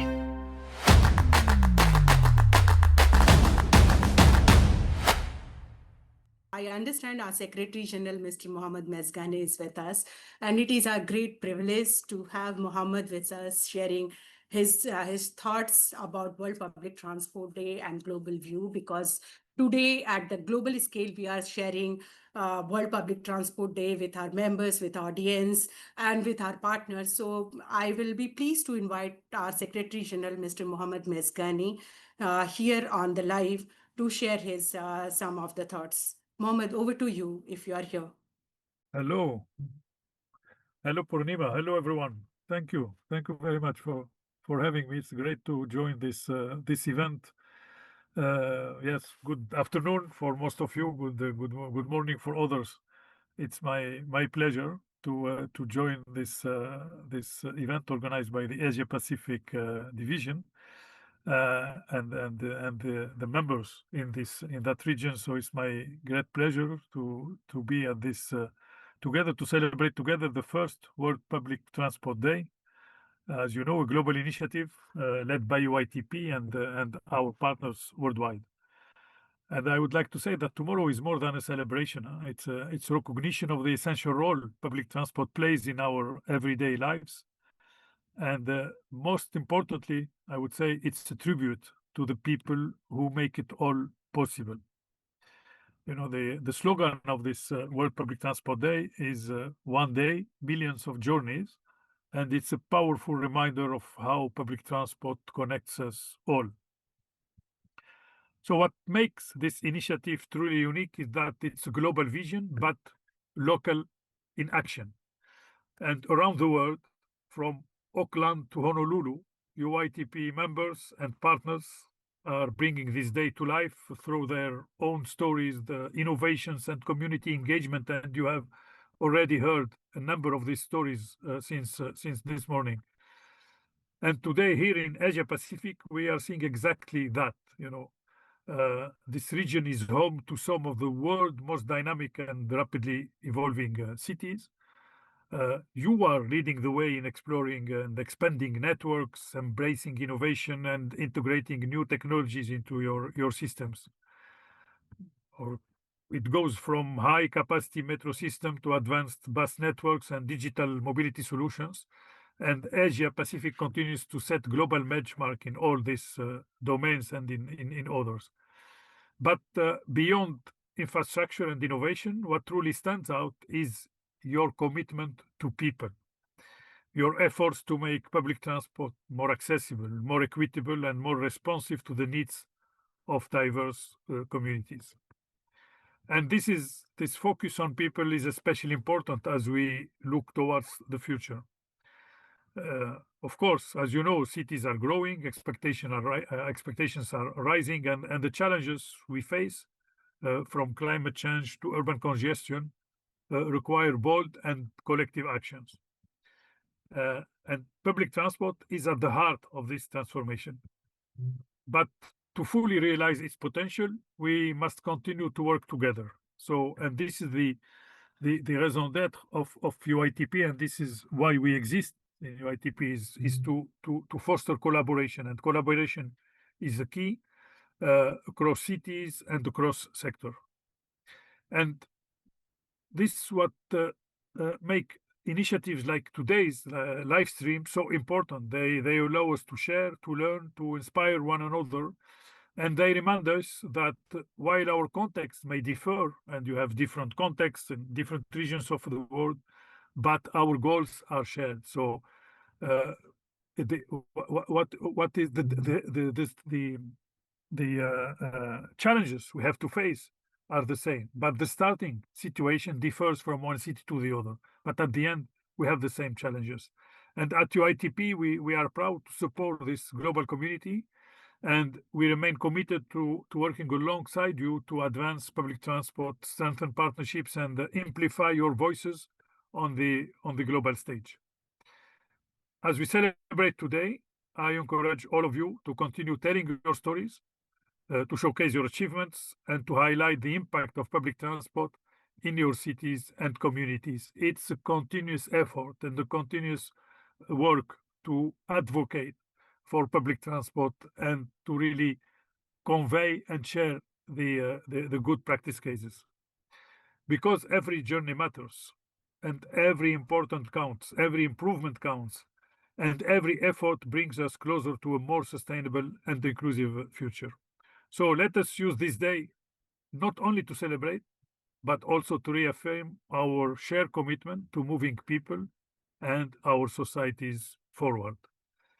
Before I conclude, I would like to thank the UITP Asia-Pacific team for organizing this live stream and bringing together such a strong and inspiring lineup of contributions from across the region. Is really amazing, the experiences we are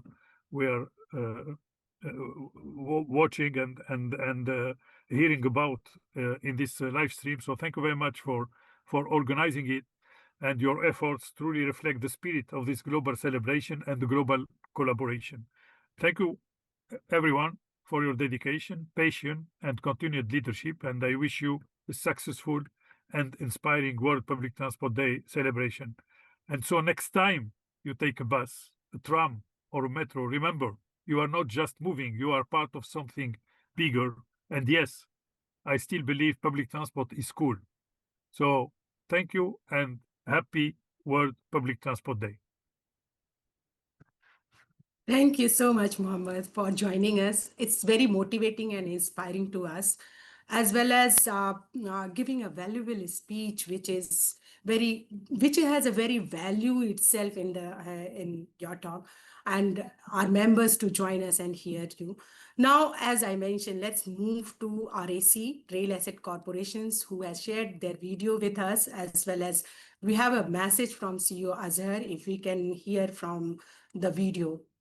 Can we play the video from Rail Asset Corporation, please? With the repeal of Railway Ordinance 1948 and formulation of Railways Act 1991, Railway Assets Corporation, or RAC, rebranded their logo and corporate identity on November 19, 2015. RAC is the federal statutory body that was established to help develop the national railway industry to remain competitive. Assalamualaikum and greetings. I am Azhar bin Ahmad, the CEO of Railway Asset Corporation. I'm honored to share that RAC is currently undergoing a major phase of transformation. The year 2025 marked a significant milestone for the organization as we strengthened the nation's logistics ecosystem through the Road to Rail initiative. This strategic effort is firmly aligned with the National Transport Policy, which prioritizes the modal shift of both freight and passenger transportation from road to rail. Currently, REC is developing cargo terminal hubs at key strategic locations, including Pasir Gudang, Taiping, Kota Baru in Perak, Pulau Sebang in Malacca, Mengkibul, and Batu Gajah. These hubs are designed to better integrate rail services with industrial corridors and national supply chains, strengthening Malaysia's logistic competitiveness. Perhaps the most telling indicator of a successful model shift is the reduction in road dependency. KTMB statistics show that the number of trucks shifted from road transport to rail increased from 13,853 trucks in January 2025 to 17,112 trucks in January 2026. This represents additional 3,259 trucks diverted from highways to rail within a single-month comparison period. Each truck shifted to rail helps reduce highway congestion, lower carbon emissions, and improve logistics efficiency along long-haul transport corridors.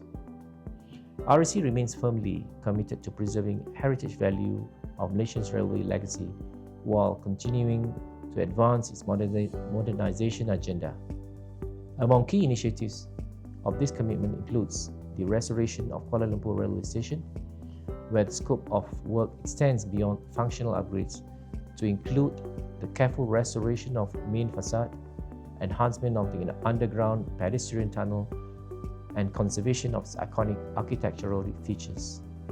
These efforts are undertaken to preserve the station's historical character while ensuring long-term structural integrity and safety. In parallel, REC has just completed the restoration works of Seremban Railway Station, focusing on essential structural rectification works and comprehensive electrical system upgrades to support current and future operational needs. Both projects reflect REC's core mission of ensuring that our stations honor their historical significance while supporting modern operational requirements.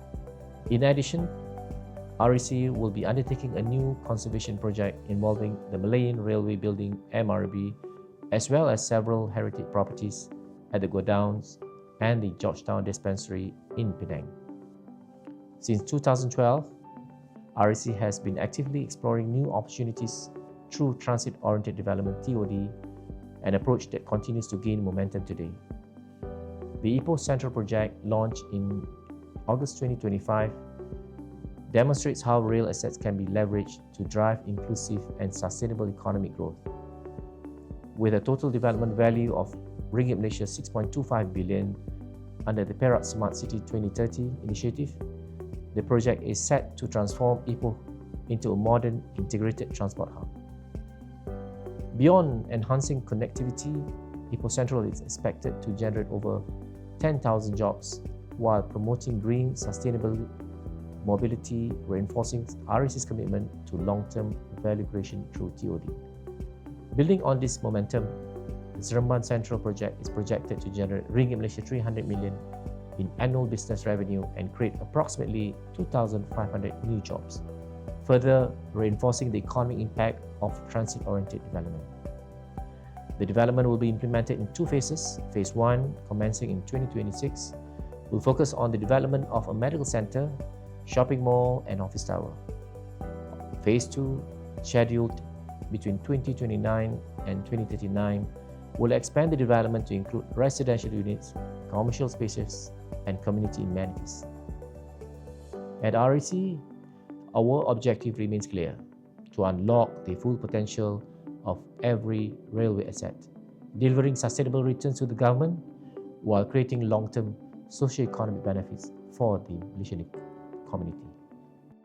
With the increasing competitive transportation industry, REC plays a massive role in supporting government policies, particularly those which seek to strengthen the country's railway industry. these aspirations are aligned with RAC's responsibilities to facilitate railway infrastructure development through financial resources gained from commercial activities and government funding. RAC will continue to take proactive measures to ensure that railway asset management becomes more systematic and efficient in order to be relevant with the progression of the modern-day transportation sector and industry.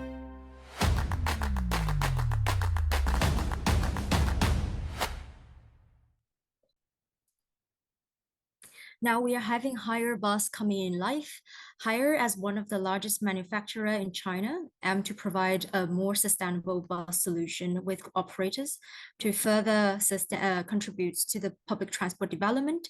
And we would like to have Tom Qian as the representative of Haier now. Hello everyone, greetings from Haier Bus China. I'm Tom Qian, head of Haier Asia-Pacific sales.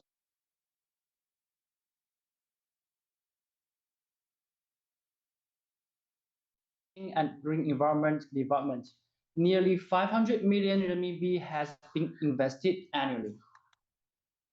With all the efforts had been made, Haier export volume increasing year by year. And today, you can see Haier easily in more than 150 countries or regions.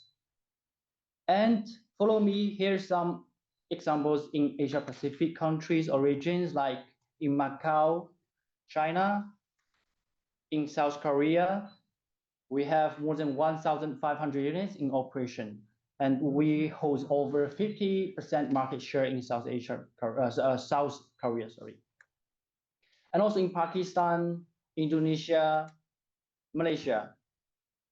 So we're glad to be a UITP member, and in the last 28 years, Haier focused on contributing to the world transportation development.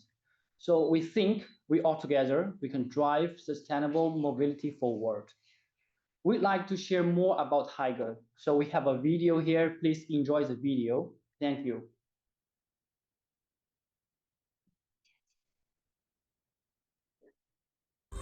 There is a force beginning in the vicinity and reaching far into the distance.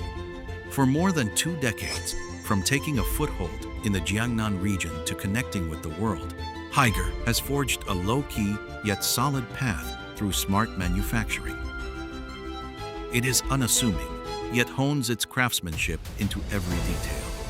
It is unboastful, yet turns service into a steadfast commitment.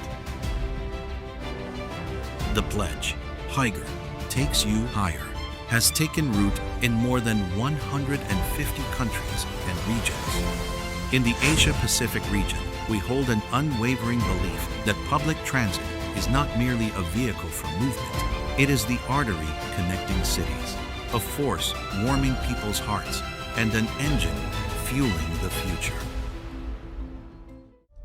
Underpinning all of this is a deep-rooted commitment to research and development. Haier takes intelligence as its vision and innovation as its wings to make every departure more assured and every arrival more composed. In the streets and alleys of Suzhou, this sense of calm transforms into the warmth of everyday life. Not merely a traditional mode of transport anymore, public transit has quietly evolved into a weaver of urban life. Su Xiaoling responds to your needs.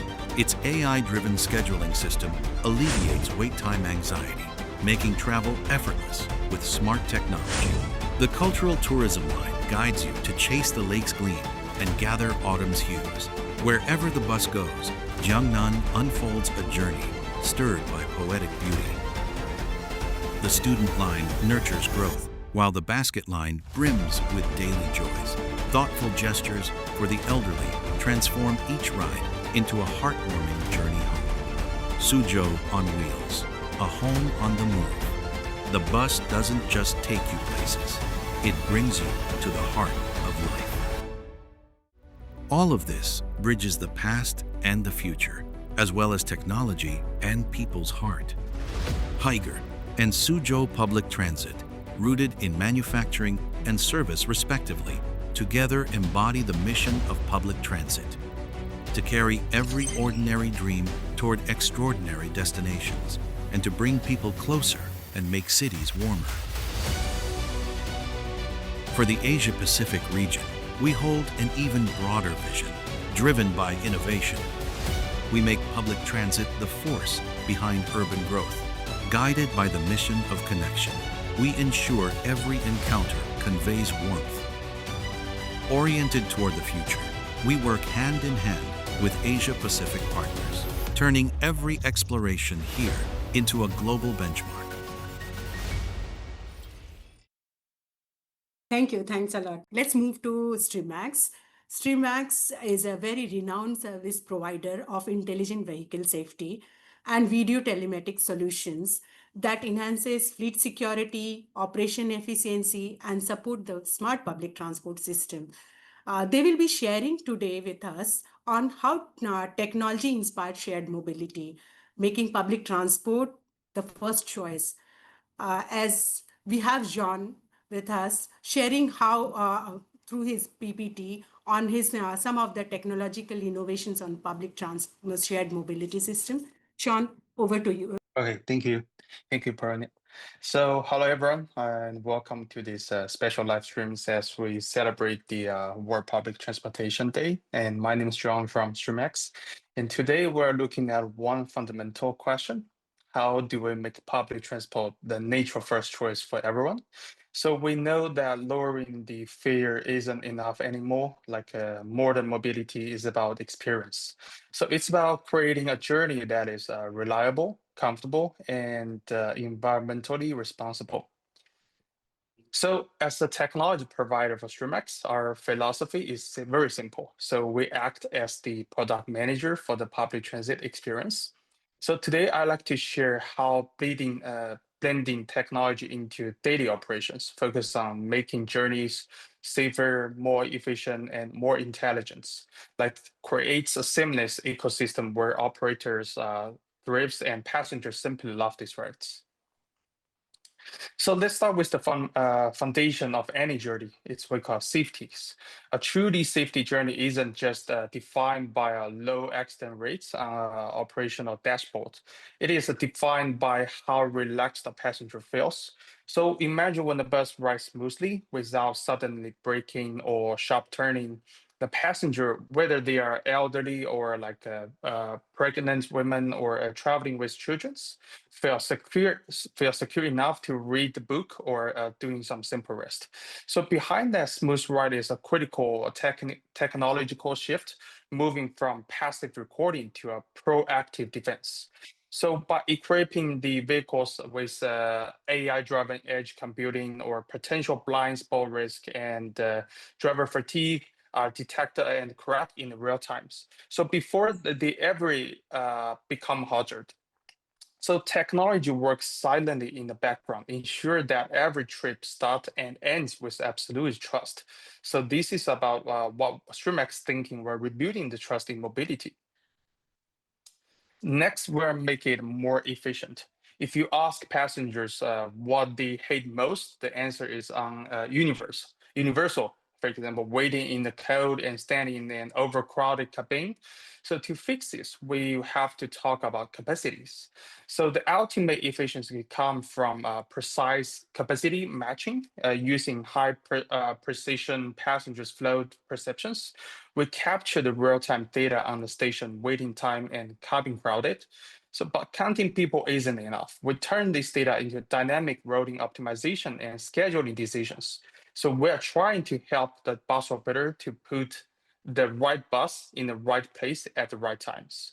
So our goal is very simple: give the time back to the passengers, less waiting at the station, and guarantee comfortable space on board.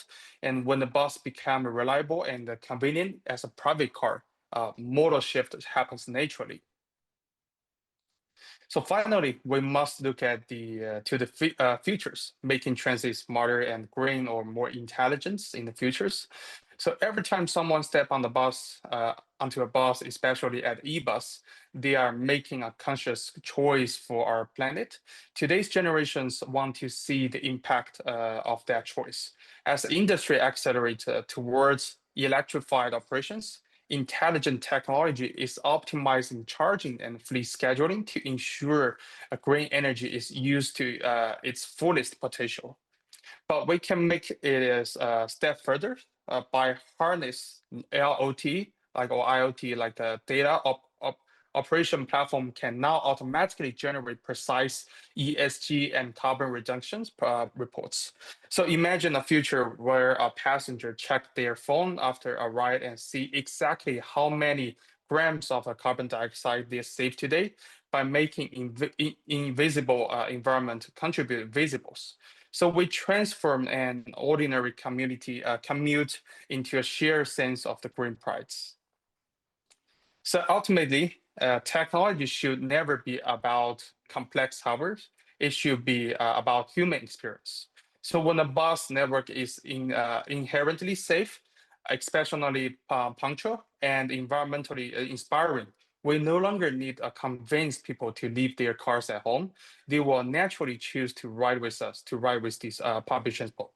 At Streamax, we are proud to stand behind the scenes, providing the technology foundation and to help the operators worldwide deliver this ideal experience. So let's continue using technology to inspire shared mobilities. And that's the end for that. Thank you. And again, happy World Public Transport Day. Thank you. Thank you, John, for wishing us as well as sharing the updates. Now let's move to Delhi.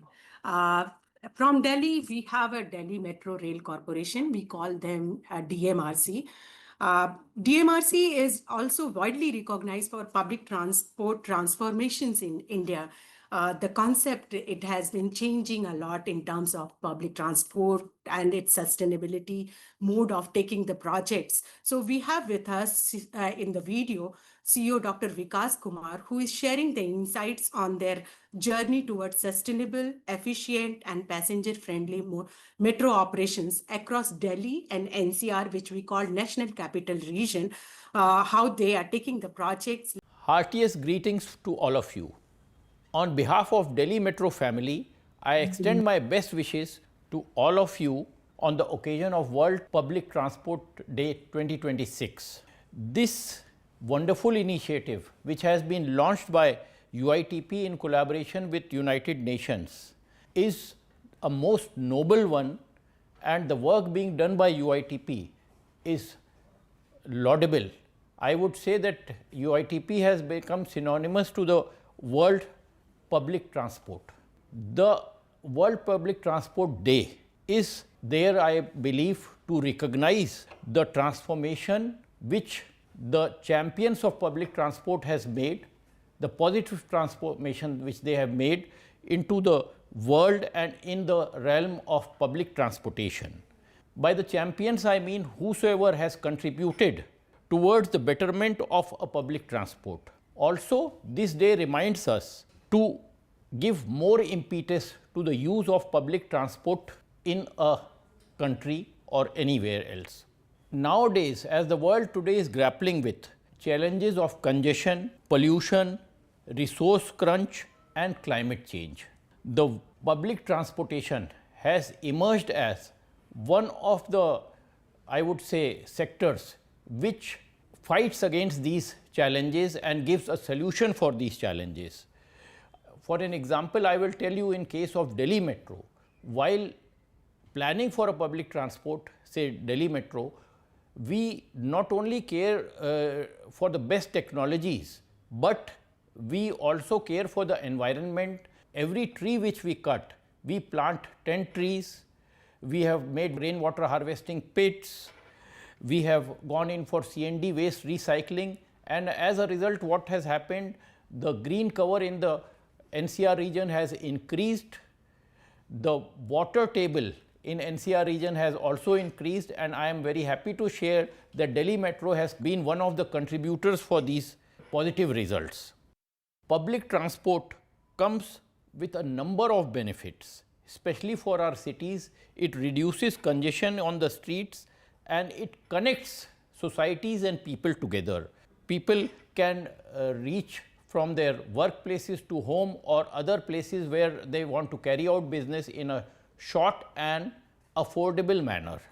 as the world becomes more and more aware of sustainable development, I see that the public transportation has also moved towards the use of more sustainable, renewable sources of energy. Here also, I can proudly say that 35% of our power requirement comes from renewable sources, and in a public transportation, these renewable sources are like solar energy, and waste to energy plants are also there.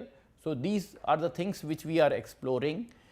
Of course, hydrogen also is there, but we have not ventured into that aspect, but it is being done at some level in few countries. It is in fact, I would say welcome change. I would also like to share with you at this time that public transportation are unique engines of economic growth, and the facilities that are planned for the expansion and planning of our towns and cities. We already know that Mumbai suburban rail system has been acting as a lifeline of India's business capital for many decades now. Metro systems are being developed in India now with the vision of sustainable urban development.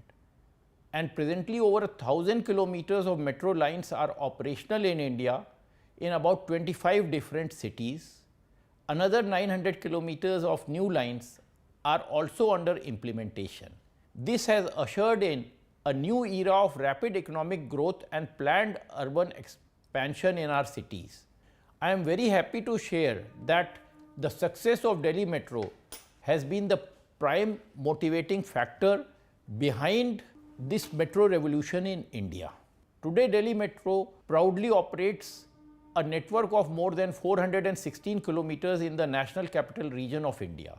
While this network has helped to revive business markets in Old Delhi like Chavdi Bazaar, Sadar Bazaar, Chandni Chowk, we have also connected satellite cities of Delhi like Noida and Gurugram like never before.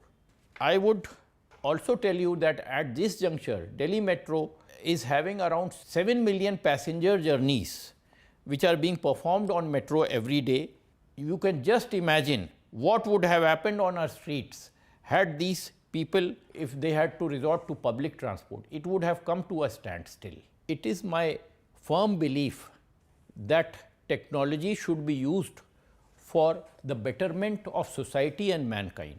Similarly, Delhi Metro has been in fact adhering to this principle, and whatever technology we use, we should plan and see that whether this technology would have any new nuances for the society.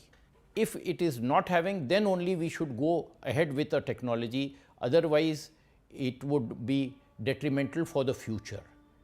So I would say that as we celebrate this World Public Transport Day, I would request all of you to make a resolve to continue working towards the strengthening of public transportation infrastructure worldwide, because using public transport is not only a travel option today, it is a joint responsibility towards building a better world. And nothing more nobler would be than this, that we all serve the society, which is one of the best things a person can do. Thank you so much. So Thai Smile Bus is a relatively young operator and is based in Thailand, but it already have a strong impact in the sector.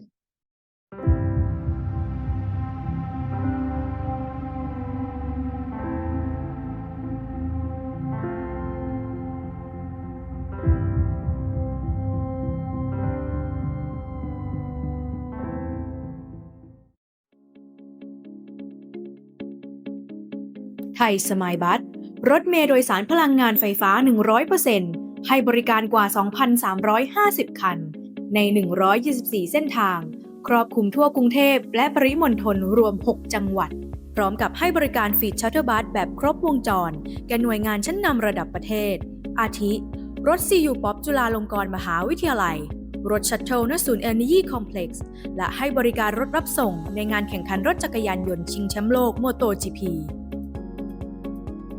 การเข้ามาของ TSB ถือเป็นก้าวสำคัญของการปฏิวัติอุตสาหกรรมรถเมล์ไทยจากรถเมล์เก่าควันดำให้เป็นรถเมล์โดยสารพลังงานสะอาดที่เป็นมิตรต่อสิ่งแวดล้อมช่วยลดปัญหามลพิษทางอากาศโดยเฉพาะฝุ่นควัน PM 2.5 ไม่เพียงเท่านั้นไทยสมัยบัสยังยกระดับการบริการผ่านเทคโนโลยีที่ทันสมัยโดยรถทุกคันอยู่ภายใต้การดูแลจากศูนย์ควบคุมอัจฉริยะ Transit Smart Hub ซึ่งเป็นศูนย์กลางการควบคุมทั้งทางบกและทางน้ำครบวงจรแห่งแรกในประเทศไทยที่จะคอยมอนิเตอร์รวบรวมข้อมูลการเดินทางตลอด 24 ชั่วโมงประกอบกับการใช้ระบบ AI ปัญญาประดิษฐ์เข้ามาช่วยยกระดับคุณภาพผ่านระบบ Feed Management ที่สามารถติดตามการเดินรถทุกคันในฟีดได้แบบเรียลไทม์นำ Data ที่ได้ไปวิเคราะห์ข้อมูลเพื่อให้บริการได้อย่างตรงจุดอาทิสถิติการขึ้นลงระยะเวลาการใช้บริการผ่านการชำระค่าโดยสารการสแกนจ่ายหรือดิจิตอลเพย์เมนต์อื่นๆไปจนถึงระบบกล้อง CCTV รอบคันเพื่อความปลอดภัย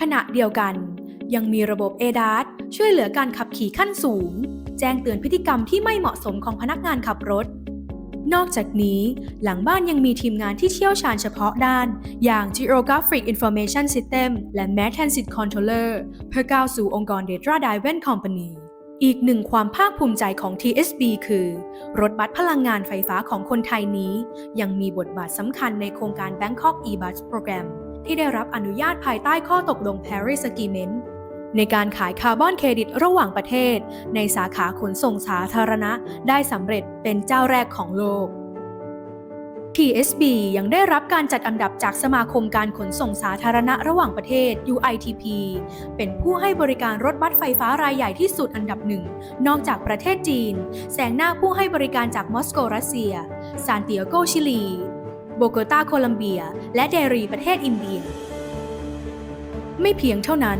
เพราะ TSB ได้รับการยกย่องจากการท่องเที่ยวแห่งประเทศไทยด้วยการคว้ารางวัลประกาศนียบัตรระดับ 5 ดาวในโครงการ Sustainable Tourism Acceleration Rating หรือดาวแห่งความยั่งยืนซึ่งสะท้อนให้เห็นความมุ่งมั่นในการดำเนินธุรกิจที่ให้ความสำคัญกับการท่องเที่ยวยั่งยืนอย่างแท้จริงไทยสมายบัสนวัตกรรมการขนส่งครบวงจรของคนไทยที่พร้อมยกระดับการให้บริการการขนส่งสาธารณะให้ดีขึ้นอีกขั้นด้วยนวัตกรรมที่ทันสมัยสะอาดปลอดภัยและเป็นมิตรต่อสิ่งแวดล้อมตามมาตรฐานระดับสากลพร้อมขับเคลื่อนสังคมเศรษฐกิจไทยให้เติบโตได้อย่างยั่งยืน That is lovely. We are now pleased to feature MTR Corporation from Hong Kong, a globally recognized rail operator known for its high performance in metro system, and is also excited to know that MTR will host the 2028 UITP Summit. Happy World Public Transport Day. I'm Angel. Today I'm pleased to share how public transport connects people and cities. We keep cities moving, not just trains, but daily life. World Public Transport Days remind us to share one common mission, to move people safely, sustainably, and efficiently. Please enjoy our corporate video.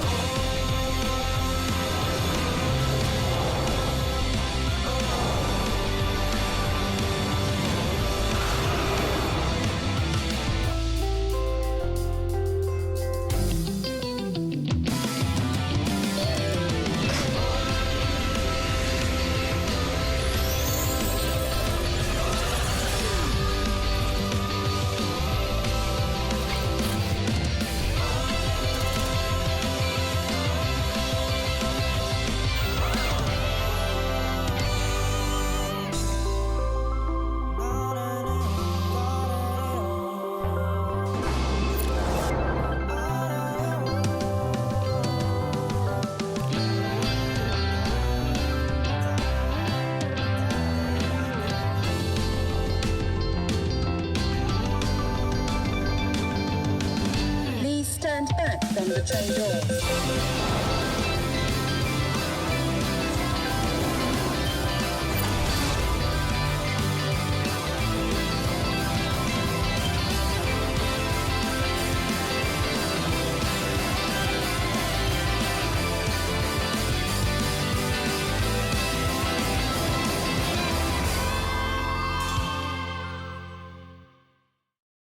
In Hong Kong, we serve over 5 million passenger journeys on a typical weekdays, with higher on-time performance. Reliability is the foundations of public trust.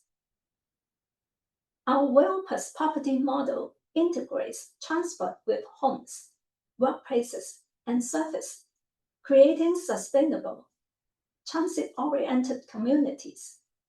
Today, stations are connected and convenient space that enhance the passenger's experience. Beyond Hong Kong, we work with cities across the Chinese mainland and internationally, sharing our expertise in operations and long-term asset management. We partner with governments through flexible models, adapting to the unique needs of each city, while maintaining higher standards of safety and service quality. This World Public Transport Day, we join operators engaging passengers through digital platforms, stations, and cultural activities, and celebrating public transport as a shared global story. In this next video, we are pleased to collaborate with other operators to jointly promote World Public Transport Day. The next stop is Times Square, 42nd Street. Stand clear of the closing doors, please. Próxima parada, Estação da Luz. Welcome aboard the How train. This train will be stopping at Marlborough. 下一站旺角，下一站旺角。Next station, Mongkok. Next stop, Circular Quay. The next station is Piccadilly Circus. Please mind the gap between the train and the platform. Thank you for using public transport.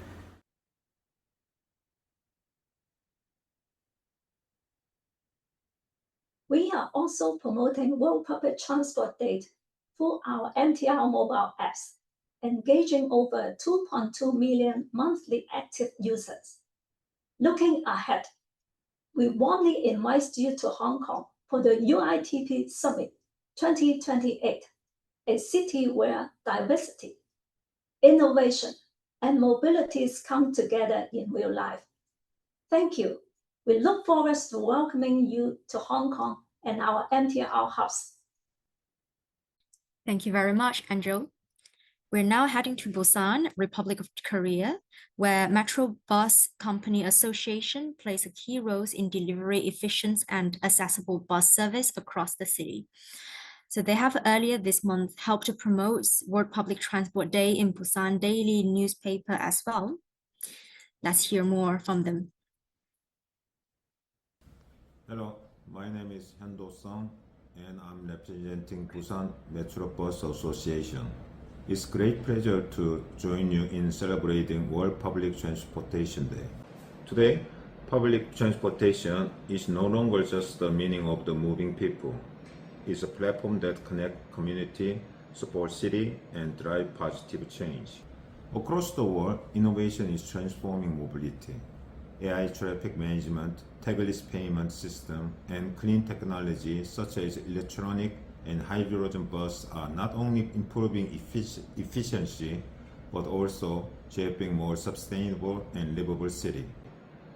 Public transportation has also proven its resilience.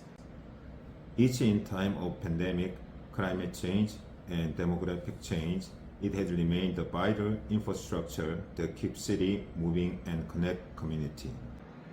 At the heart of public transportation is one simple principle: people first. Accessibility and inclusiveness must remain the foundation of our mobility system. So perhaps most important question is not how fast transportation, but rather how accessible is transportation for everybody. Public transportation connects people, city, and our shared life. Together, let us continue building mobility systems that are sustainable, inclusive, and accessible for all. Thank you. That is lovely. Next, we hear from Taipei Rapid Transit Corporation, a metro system widely recognized for its operational excellence, safety, and higher passenger satisfaction.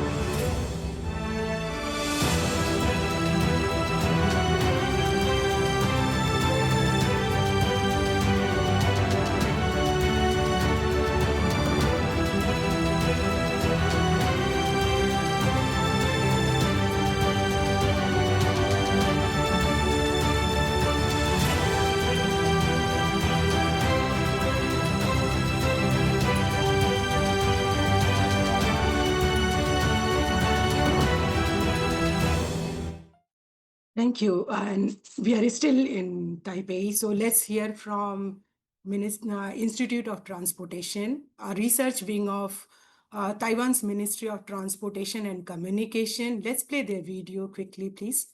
在穿梭不息的城市里，公共运输唤醒崭新的一天。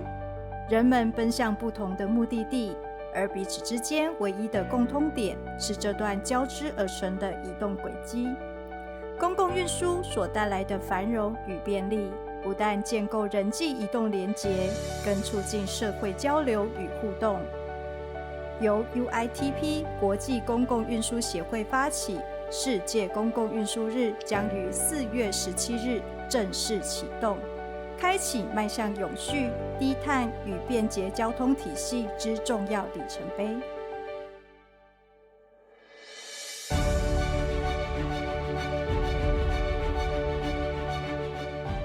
大家好，今天是世界公共运输日。在台湾，公共运输不只是城市的便利，更是偏乡长辈跟孩子们的双脚。目前，我们已经在全国194个乡镇开通了515条的幸福巴士路线，超过95%的偏乡涵盖率。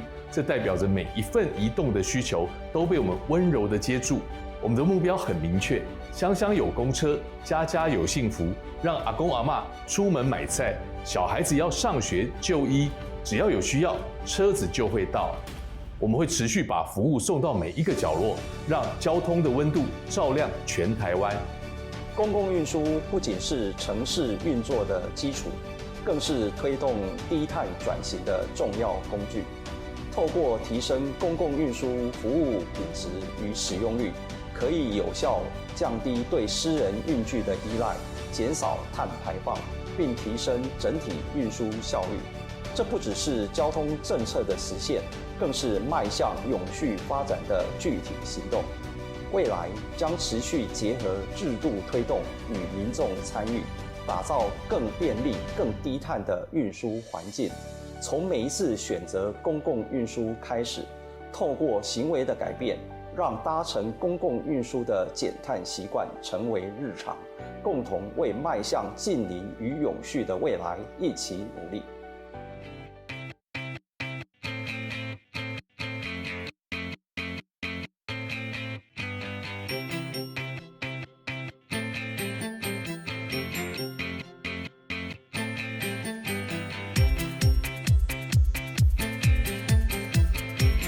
为响应世界公共运输日，交通部公路局与台湾高铁、台铁公司及 UBike 等交通事业单位共同推出多项加码回馈活动，邀请民众踊跃参与。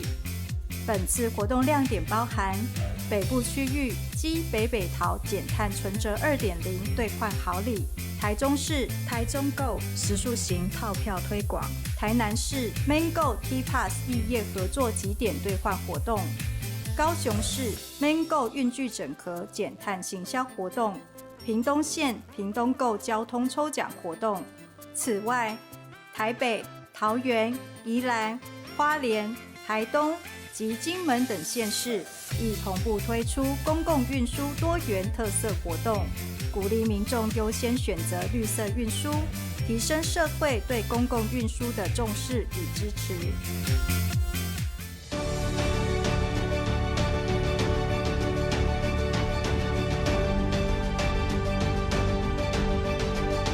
为迎接世界公共运输日，交通部邀集全台交通事业单位及地方政府共同规划系列活动，期盼透过多元推广与具体行动，引领全民响应绿色交通，携手实践近零碳排与世界接轨，展现台湾公共运输发展的成果与决心。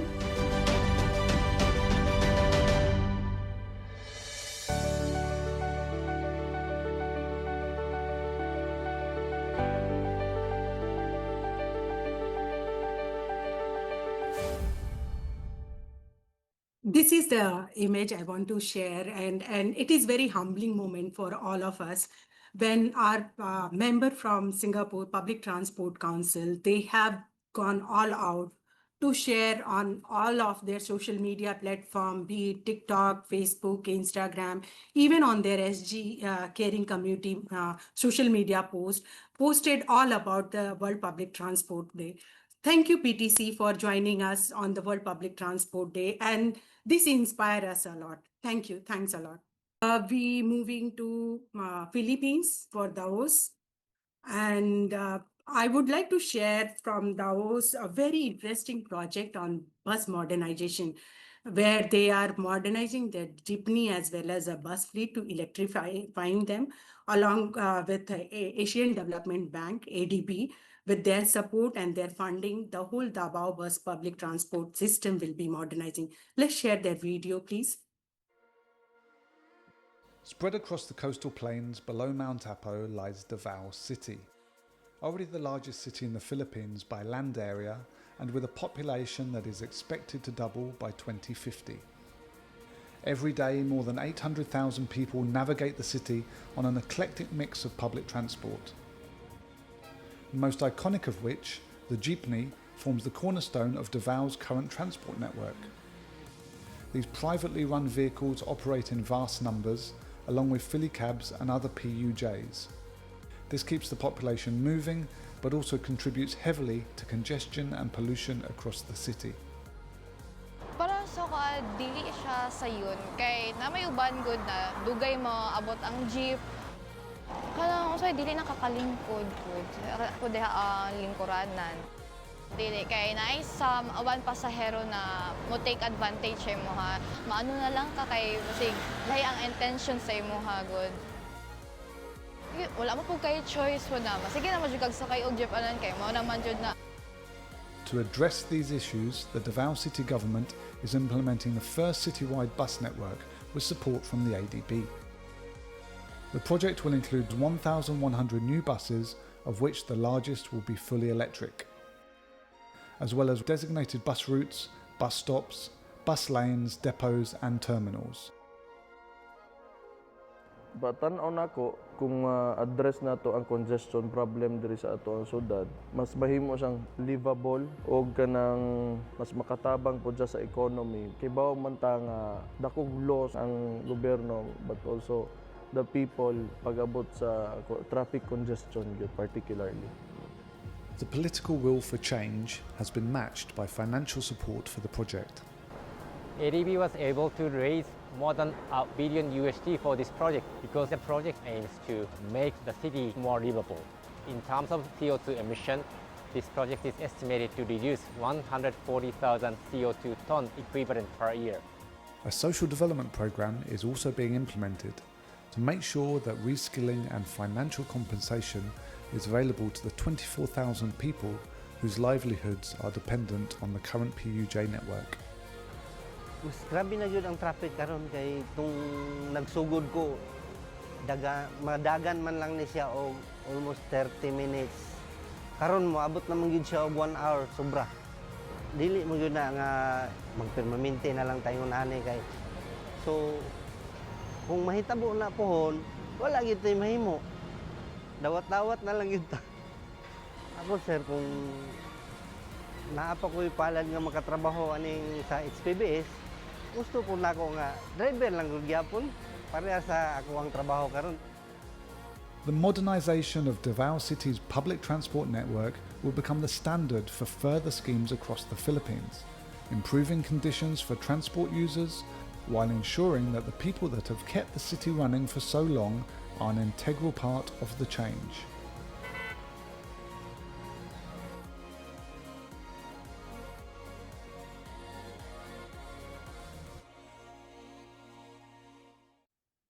Thank you, DOTR and ADB, for sharing this project and working on this project. Now the celebration will still continue with our colleagues from India office, Ms. Rupa Nandi, head of UITP India, as well as a researcher, Ms. Kaini Oja, who will take this forward with other members' celebration. Thank you. Over to you, Rupa and Kaini. Thank you, Purnima.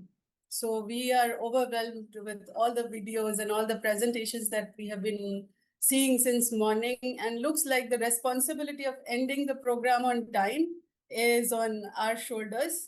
We have to show videos worth about an hour in next 45 minutes.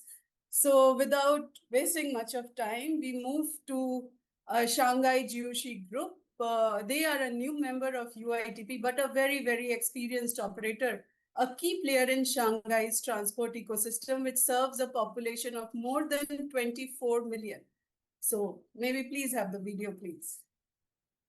上海，一座常住人口2480万的超大城市，从清晨首班公交到深夜车灯，繁忙交通见证城市生机。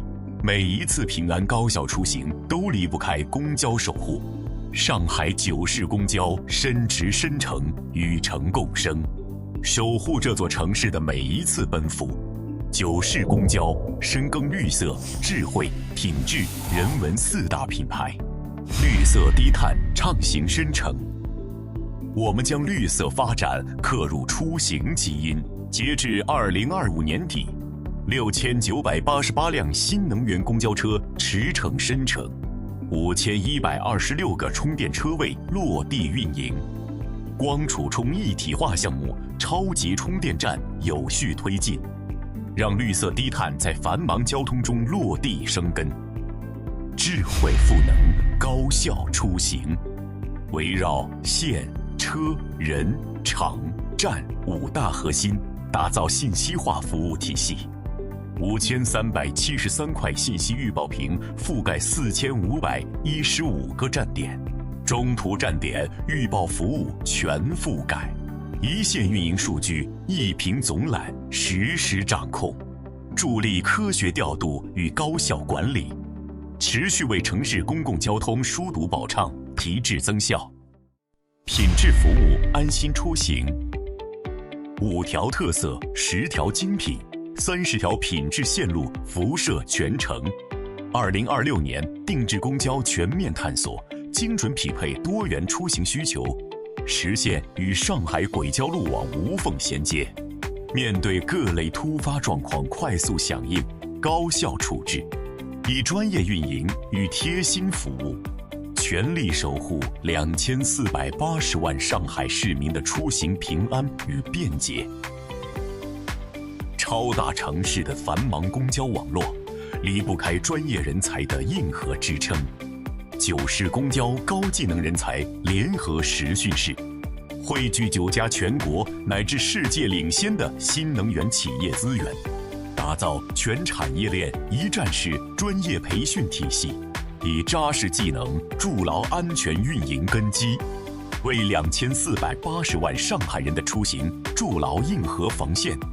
人文暖心，美好同行。南浦大桥下的最美樱花车站，巴士咖啡馆的春日特调，让人文暖意融入城市脉络，让公交成为上海一道流动的风景线。繁忙出行的背后，是每一位公交从业者的日夜坚守。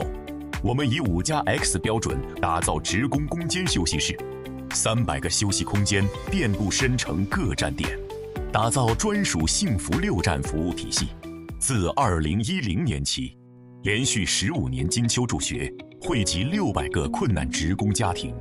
世纪巴士基金持续加码帮扶，每年2万余名职工参加健康体检，让每一位在繁忙岗位上的公交人都能感受到家的温暖。一座城，一张网，2480万份期待。9市公交的每一步，都与上海同频，与千万人的出行同行。值此世界公共交通日之际，上海9市公共交通集团有限公司致敬每一位日夜坚守的交通从业者，感谢每一位公交同行的陪伴，预祝 UITP 世界公共交通日活动圆满成功。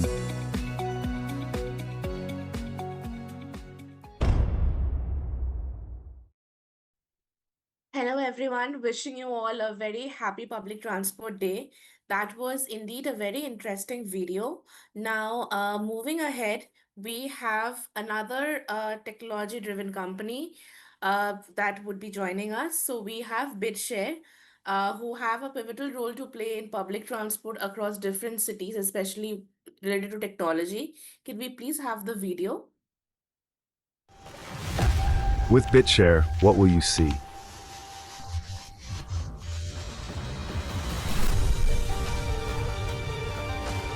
From the visible daily traffic flow to the invisible seamless operations, the power of intelligence makes travel worry-free.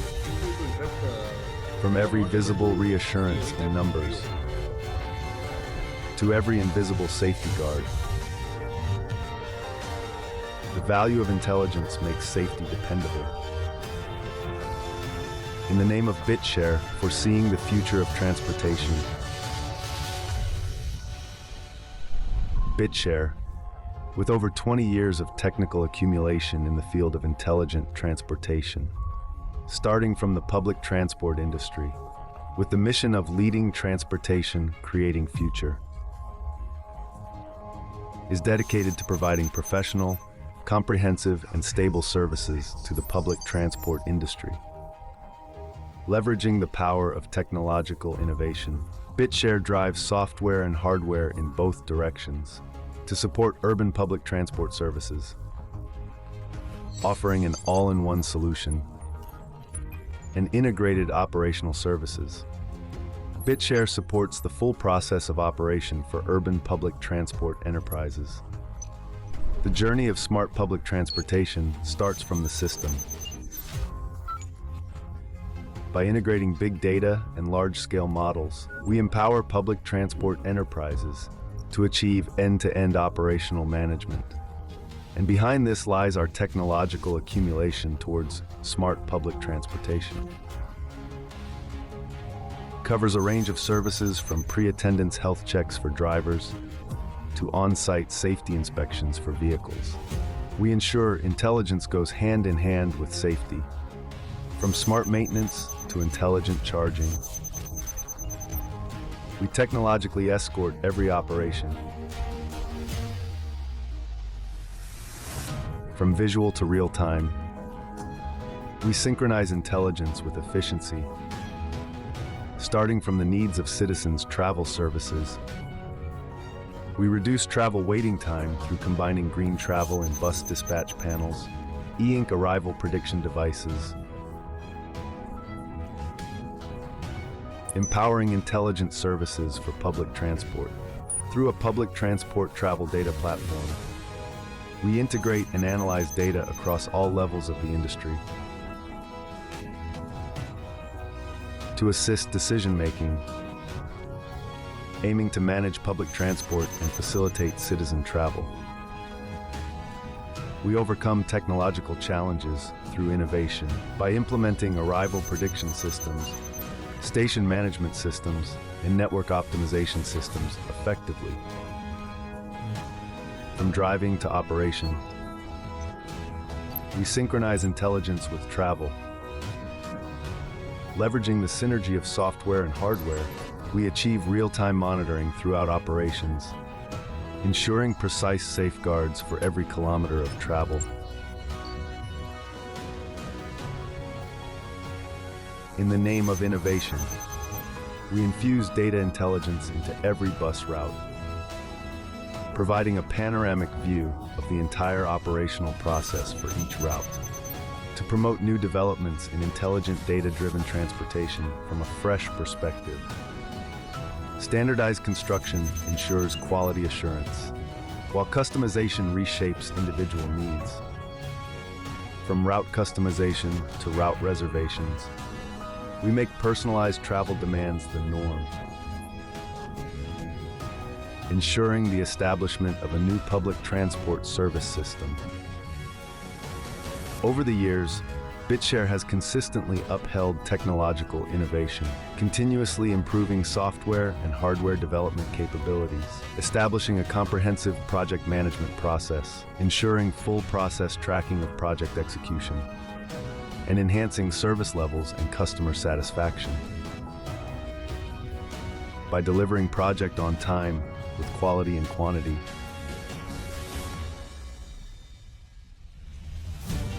behind BitShare represents breakthroughs, achievements and progress step by step.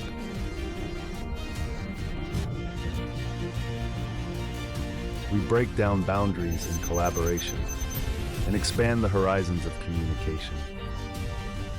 Moving forward to the future, BitShare strides ahead. We believe that every dynamic city can unleash boundless energy. BitShare radiates smart transportation globally with surging momentum.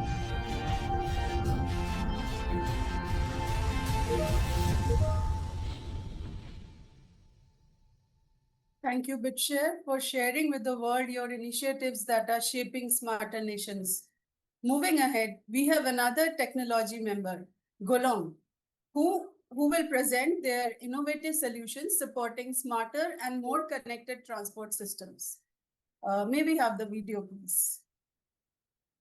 As passenger travel needs become increasingly personalized and diverse, the fixed route and fixed schedule model of traditional public transit can no longer keep pace. Demand-responsive transit, DRT, offering high accessibility and flexibility, has emerged as a new frontier for public transportation modernization. As a leading provider of transit fare aggregation systems, Golong Technology is deeply committed to AI-powered dispatching and DRT solutions. Backed by cutting-edge technologies, We have successfully deployed our projects across multiple cities. First, peak fixed, off-peak, on-demand. This innovative model utilizes fixed schedules during rush hours and switches to on-demand dispatching during off-peak times, effectively solving the problem of inefficient capacity allocation. It guarantees efficient commuting during morning and evening peaks, while dynamically dispatching vehicles during off-peak periods to minimize empty trips. Services are accessible via mobile apps and offline smart kiosks, ensuring inclusivity for all age groups. This model has successfully upgraded the cloud bus systems in Hangzhou and Changzhou. Second, Neighborhood Demand Responsive Bus, launched in the Lingang area of Shanghai in October 2025. This model features fixed stops with flexible routes, utilizing a single-loop, on-demand operation that seamlessly connects communities with the main transit network.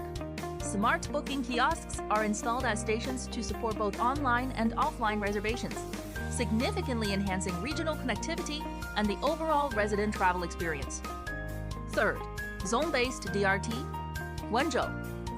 Covering a service area of approximately 9.1 square kilometers with 158 stops, the system intelligently plans optimal routes, capping one-way travel time at 25 minutes.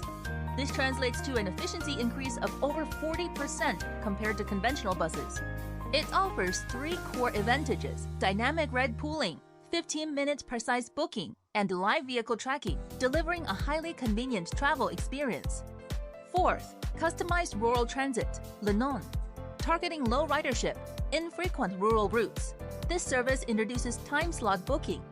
The system dynamically plans routes based on real-time travel demand, supported by on-site booking equipment at stops to reduce deadheading. It also incorporates elderly-friendly features, making rural mobility more inclusive and user-centric. Fifth, dynamic campus shuttle, Yangjiang Wenzhou.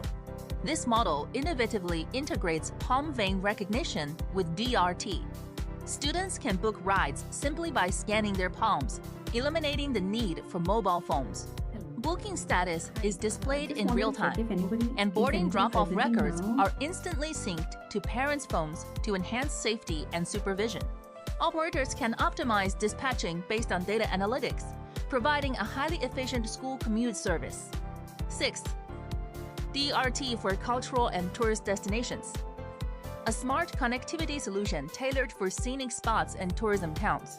Visitors can book electric shuttles with a single click via mini programs or self-service kiosks. The AI system intelligently dispatches vehicles, optimizes routes, and simultaneously pushes tourist information. The backend dynamically allocates capacity based on passenger flow heat maps, perfectly balancing the visitor experience with operational efficiency. 2 core service models. Software-only model, featuring low upfront investment, rapid deployment, and flexible configuration. This model is ideal for short-term pilots, small communities, and scenic spots, primarily focusing on online services. Integrated software and hardware model, achieving seamless online-offline integration. This model supports mobile phone-free reservations. As an age-friendly solution covering diverse scenarios, it is perfectly suited for large-scale, long-term operations.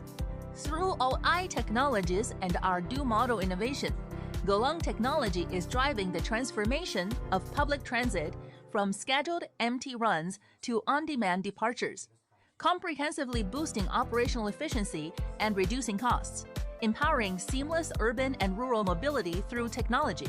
We are committed to building a smart, low-carbon future for transportation.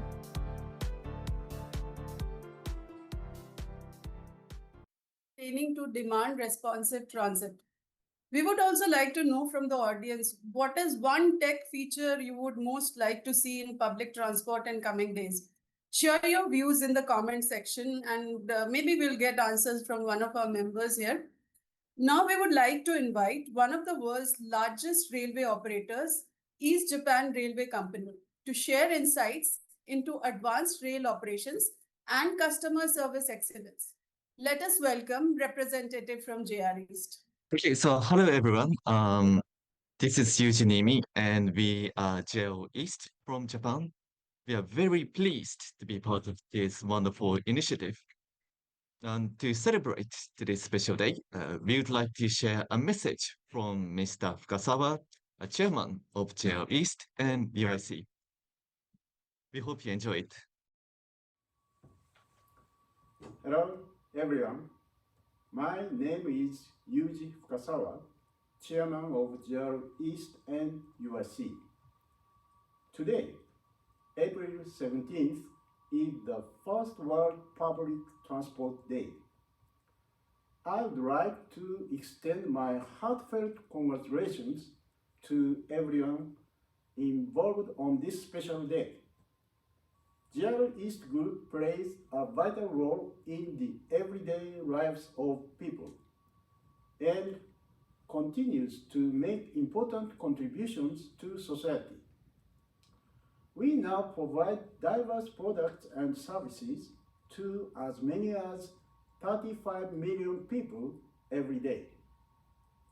As society's values continue to change, public transportation is keeping pace with new challenges and increasingly diverse demands. In Tokyo, we have been undertaking projects to expand the role of our stations and enhance their value within public transportation. Just recently, on March 28th, we celebrated the grand opening of Takanawa Gateway City. This international hub for exchange to design to enrich the lives of all people over the next 100 years, with a focus on environment, mobility, and healthcare. We are also looking towards the future, not only in railway, but also through hydrogen-powered bus, automated mobility services, and even experimental air mobility. Such initiatives are closely linked with our vision of a more sustainable society. Especially, climate change is an important challenge that must be addressed across the world. Railways have the advantage of producing less CO2 emissions when compared with other modes of transport. JR East is also promoting the use of renewable energy and developing hydrogen-powered trains. Our aim is to provide public transportation services that can contribute to a more sustainable world.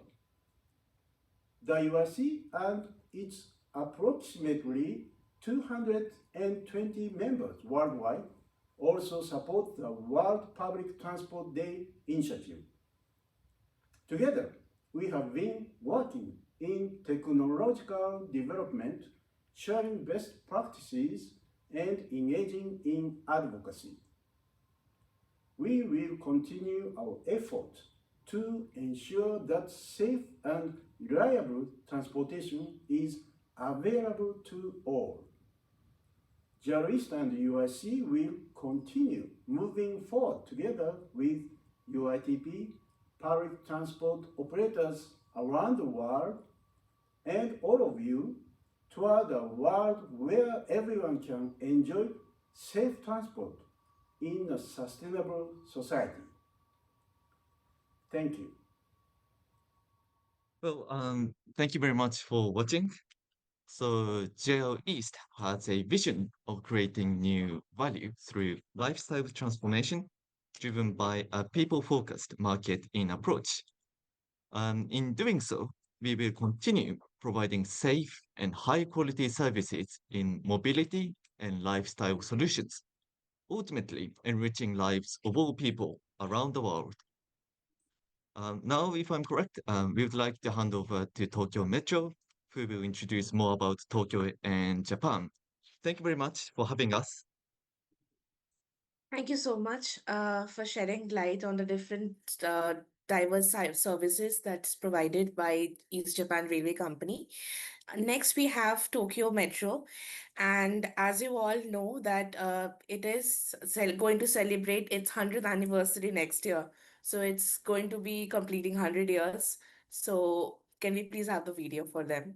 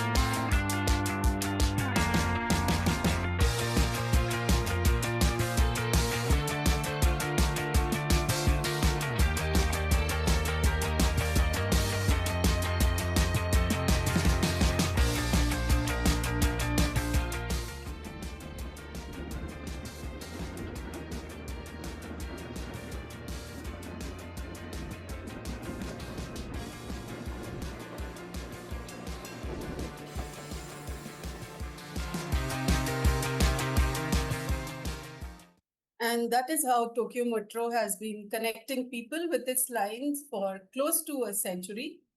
Now we move back to China let us listen to a key component technology company, TCT from Beijing. So maybe you have the video, please.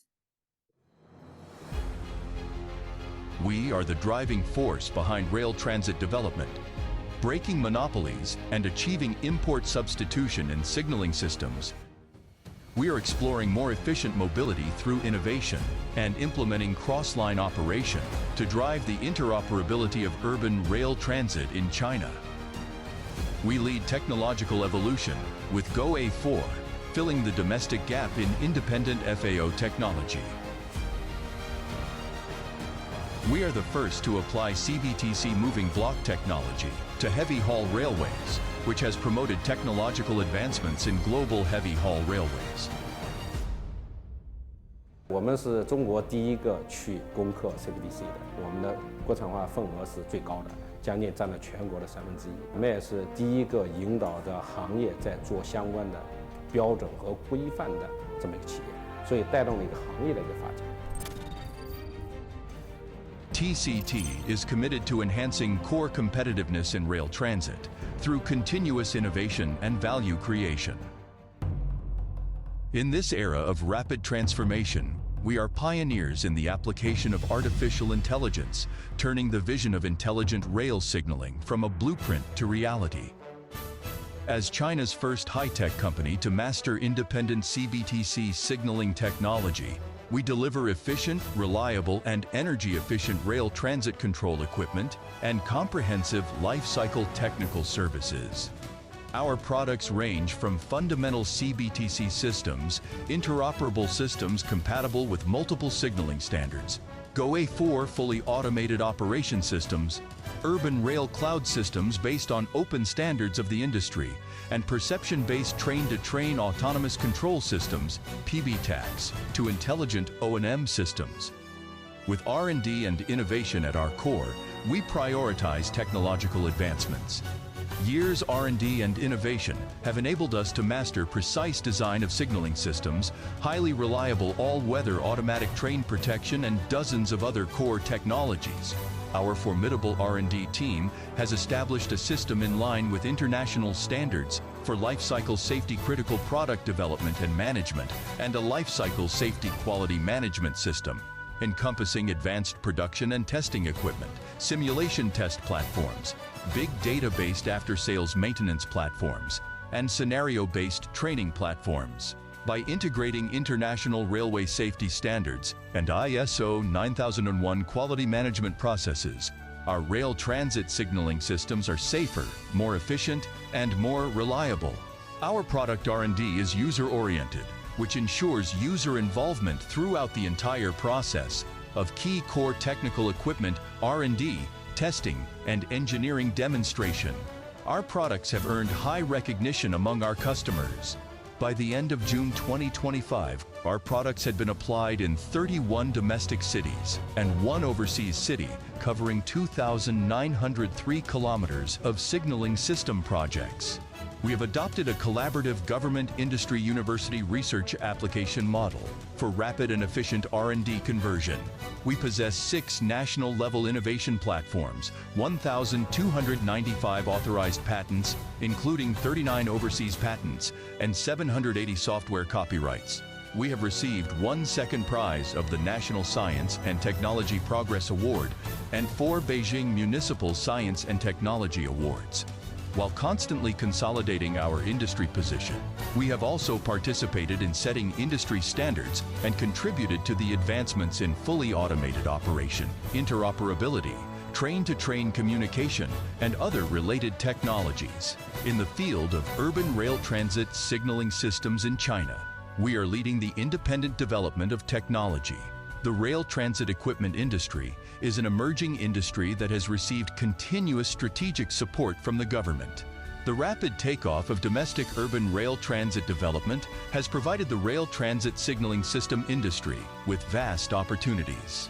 In the process of seeking growth, we will strive to make continuous breakthroughs and harness new technologies.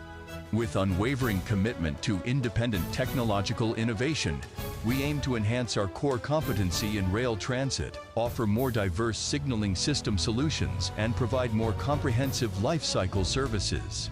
标控科技啊，在上市以后，我们在未来的这段时间内，可能也就会将在逐步的设立到铁路和中载铁路另外的大概2/3的这个市场，为大家呢提供一个更好、更安全、更快捷、更便利的服务。Looking ahead, TCT people will endeavor to become global technology leaders, dedicated to creating a better life through mobility. We are determined to build a highly reputed Chinese brand that embodies the spirit of the Chinese nation and strive tirelessly toward self-reliance and strength.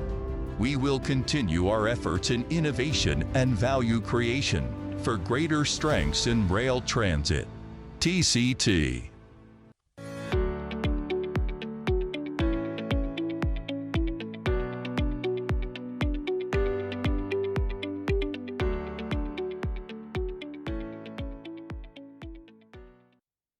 Thank you for such an insightful video. Now we move on to our Senior Director, Membership and Global Operations, Mr. Jaspal Singh, who wants to share a message for World Public Transport Day. Can we have him on screen, please? Thank you, Rupa, and it's really a pleasure to be here. Thank you all for this exciting day. I think it's very important to highlight it's a first edition of World Public Transport Day, and many more to come. So 17th of April is a date which is going to be a powerful date in coming years. And one thing I want to share to keep it very short here, because we have this long live stream today. I mean, in UITP, we started celebrating the World Public Transport Day today from Asia-Pacific, but the whole journey will continue today. So it's not a 24-hour celebration. It'll be actually much longer than 24-hour, given all the region will be participating. Tonight, a lot of historical building, including Niagara Falls, will be light up with the World Public Transport Day celebration. So try to show your support and participate in this celebration. I think public transport is an important part of our life. It touches everybody, even people who don't use public transport. It keeps our cities running. It makes sure that people are moving around, the jobs are happening. Kids are going to schools, people are meeting the families. We are, as a tourist, looking different places and all. So it's a very special day, and I wish you all a very happy Public Transport Day. And let's try to make it an annual event where we can celebrate every year. And thanks all the stakeholders who are working behind, all the drivers, all the workers, all the people who are making sure the public transport keep running every day. So give them a big thanks, and thank you to all the team members for this amazing live stream. But this is just one event happening right now. There'll be a lot of events that you will be seeing throughout the day. So continue, stay tuned with UITP and be part of this journey. Thank you so much, everyone. Thank you, Jaspal, for your inspiring words. Next, we have T-Money with us. And we are pleased to share that they are a leading smart mobility payment platform widely used in South Korea for seamless public transport and retail transactions. And we have a short video showing their initiatives. Hello, this is Moon Choi, CEO of T-Money, based in Seoul, South Korea. A city known for its fast, reliable, and highly integrated public transport system. On this World Public Transport Day, we celebrate not only public transport itself, but also the global community, working together to make mobility more sustainable and inclusive. We would like to recognize and appreciate the leadership of UITP in bringing cities, operators, and innovators together. At T-Money, we are proud to support millions of journeys every day through one of the world's most advanced integrated fare collections and settlement system. Building on Seoul's experience, we are advancing next generation technology such as tagless, enabling passengers to move freely without the need to tap or scan.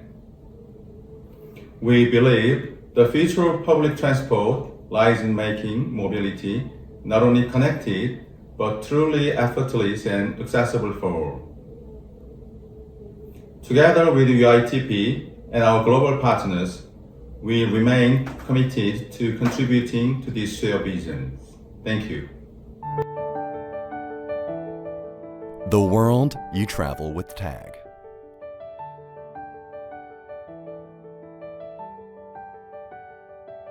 Your TAG.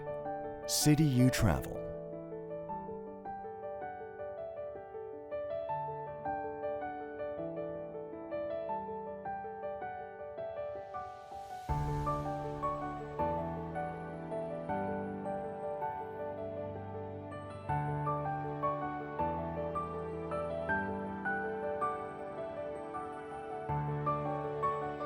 Your TAG. Destination you go.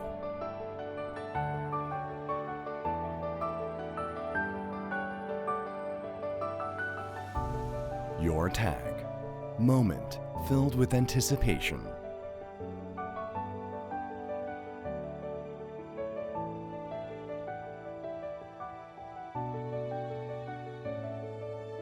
Now, there is no need for a tag anymore.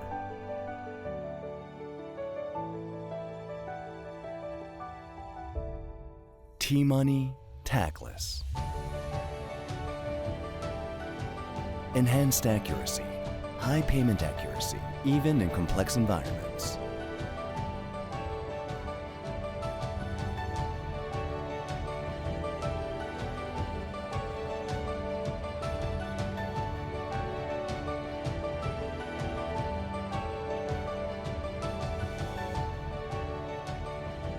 Enhanced experience, accelerated passengers transit experience using Bluetooth technology. Enhanced convenience, reduction of management cost through development of efficient system. To reach your destination with ease.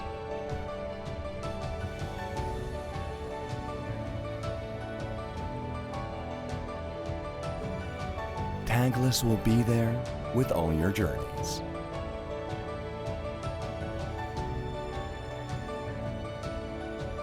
To reach a better future.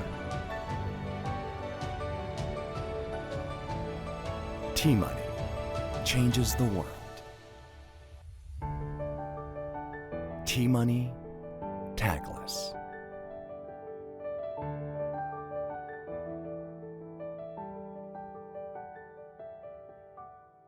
T-Money. Thank you, T-Money, for sharing such an inspiring message with us. Now moving to next, we are pleased to have Mr. Panchanan Mishra, Joint General Manager, PR from Uttar Pradesh Metro Rail Corporation, to present their modern urban rail services and commitment to delivering efficient and sustainable mobility. Over to you, Mr. Mishra. Good afternoon to all, and very happy Public Transport Day to all different colleagues and representatives from metro and urban transport sector. As Rupaji has mentioned, UP Metro is very much committed for transporting happiness, as it's our mission and vision. And being a tier 2 metro, basically, our first and prime foremost aim is to get ridership, because it is a regular problem with different metros to get optimum number of ridership to get your project in ultimately in operational profit and overall profit. But nonetheless, we are in operational profit in terms of fare box and non-fare box revenue, and we are still trying hard to get our project in profit in terms of different like company X, like project cost. We want to take us to in a profitable mode. But other than this, to increase ridership, we are doing some very important things and very unique things. Like I have mentioned 3 campaigns of UPMRC which were launched very recently in last 1 year. First is Show Your Talent. So it's a very unique, you will not find in any other metro, where we directly provides our platform to amateur singers, amateur artists, to children, to various office-going people who can come to our metro station as a designated time and place, and they can display their talent. They are willing for anything which is very new with them. So this is getting very much popular. And also, second is celebrations on wheel. So in metros, you can celebrate your birthday, the kitty parties, that pre-wedding shoots you can do. Also, we are doing very many film shoots in our metro stations and in metro trains. So in terms of earning money, this is a new concept, but also this is connecting to our entire city and entire basically nearby areas. The you can say it's aspirational India, and people want to explore something new. So our metro is providing such type of platforms. And third is grow your business. So small scale industries like our household items can be sold at our metro station premises. Basically, it's unpaid or non-paid area, and we are giving a different type of opportunity to our commuters. And these are the soft items. And in terms of innovations, so first of all, I would like to highlight that internationally, first time our metro, Lucknow Metro, has uh, bought a different technology like CO2 based carbon sensor for our metro trains, which ultimately decreases the time frame of air conditioning, and it is very energy efficient. So in terms of energy efficiency, we have done many experiments, and if we are say producing 4.5 megawatt solar energy from our solar plants, so at the same time we are saving around 35 to 40% energy through our regenerative braking system. And also we have participated in energy exchange program where we are saving lots of money in energy. So these are various innovations and also the connections we are making with our commuters or our passengers. So some uniqueness in our metro system. Over to you, Rupa. We are, I think, playing the video that you have shared with us. Yes.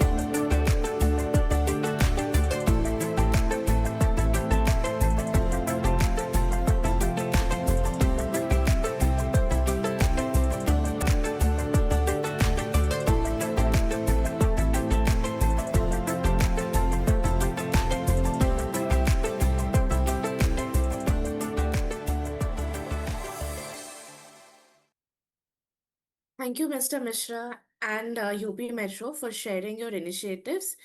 We are now pleased to show a short message from our partner organization, Asian Development Bank, on World Public Transport Day and its effort to advance sustainable public transportation. Let's watch the video featuring Mr. James Lather, Director Transport Sector Office, ADB. It's our great pleasure to support the UITP in celebrating World Public Transport Day. Public transport plays a vital role in connecting people as well as supporting sustainable cities.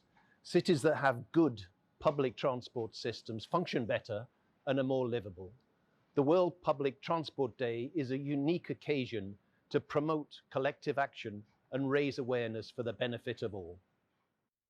Thank you, Mr. Leather and ADB, for spreading the message on the importance of collective action to benefit all.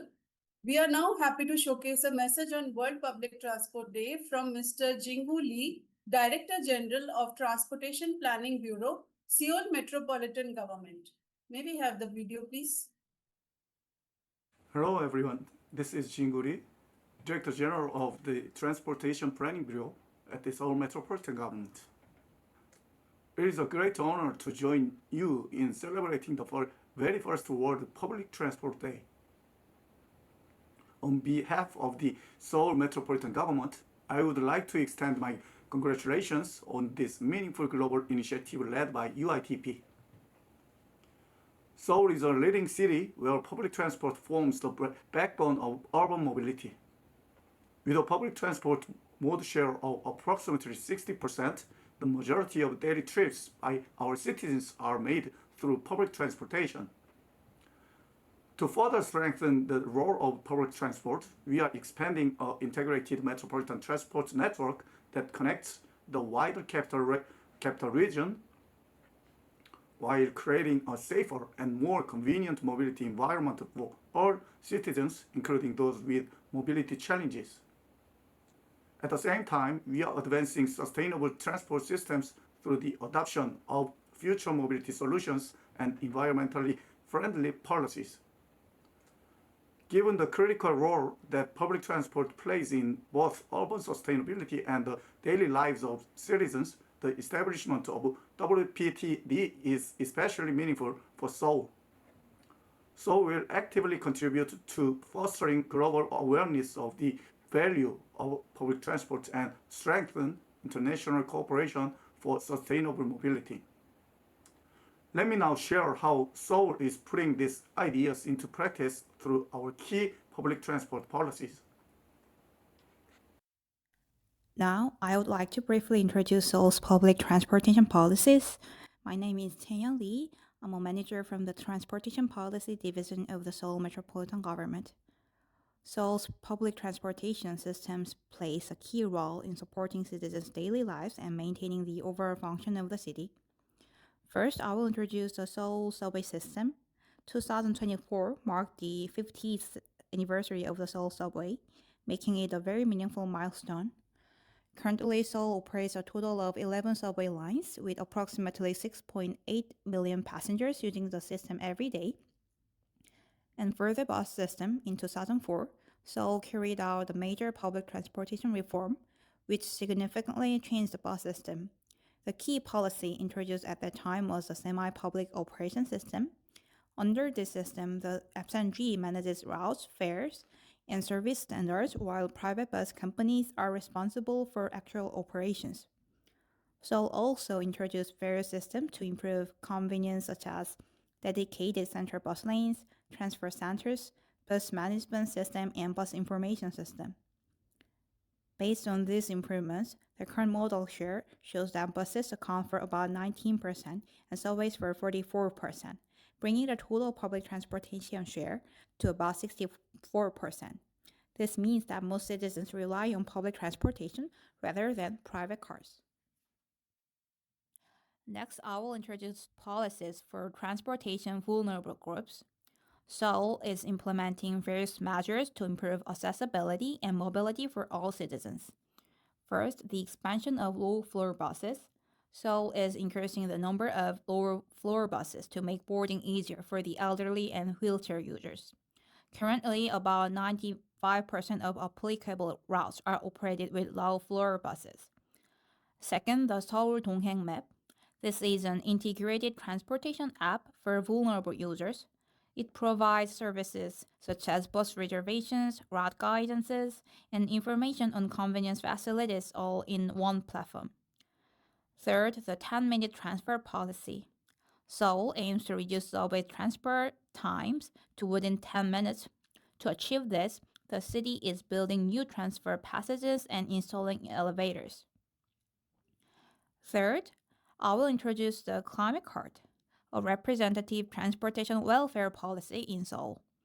The Climate Card is a flat rate pass that allows unlimited use of public transportation, including subways and buses. Currently, about 720,000 people use it daily. One of its key features is that it allows access to multiple transportation modes, including bikes like 따릉이, with a single card. As a result, public transportation usage has increased, while private car usage has decreased. This contributes to reducing traffic congestion and lowering carbon emissions. Next is Seoul's autonomous driving vision. The city started pilot services in 2022 and is gradually expanding autonomous transportations across Seoul. Currently, there are several pilot drones and autonomous vehicles in operation, providing real-world transportation services. One key example is autonomous buses that run late at night and early in the morning. In particular, we focused on providing transportation for people who commute early in the morning or late at night, ensuring that they can travel from the suburbs to the city center conveniently. Alongside Cheonggyecheon Stream, which is a very famous tourism destination for foreigners, a driverless shuttle service was launched last year. Unlike previous self-driving buses, which still had a human driver behind the wheel, this is Seoul's first self-driving bus with no driver's seat or steering wheel at all. Seoul also deeply shares the vision of UITP and World Public Transport Day and will continue to promote the value of public transportation as a key solution for sustainable and inclusive urban mobility. Thank you. Hi, good afternoon, everyone. A very happy World Public Transport Day to one and all. I'd like to take this opportunity to showcase a work that we've done in GIZ, which helps make public transport more inclusive. Can we have the slides, please? Yes. So the project that we wanted to showcase is called Dhwani Spandana, where we are designing transport for everyone. Public transport is considered as one of the most key. Can we move to the next slide, please? Okay. So freedom of movement is considered as one of our fundamental rights. And public transport helps with that because it's not just a matter of choice, but it's an absolute necessity. It also acts as a sole medium to access employment, education, social activities.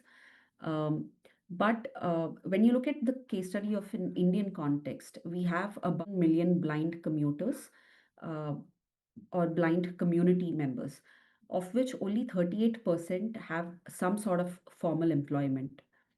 And one of the major reasons that they have highlighted is the fact that is the access to transport or the access to movement, because they are most of the times dependent on other people to move from one place to another.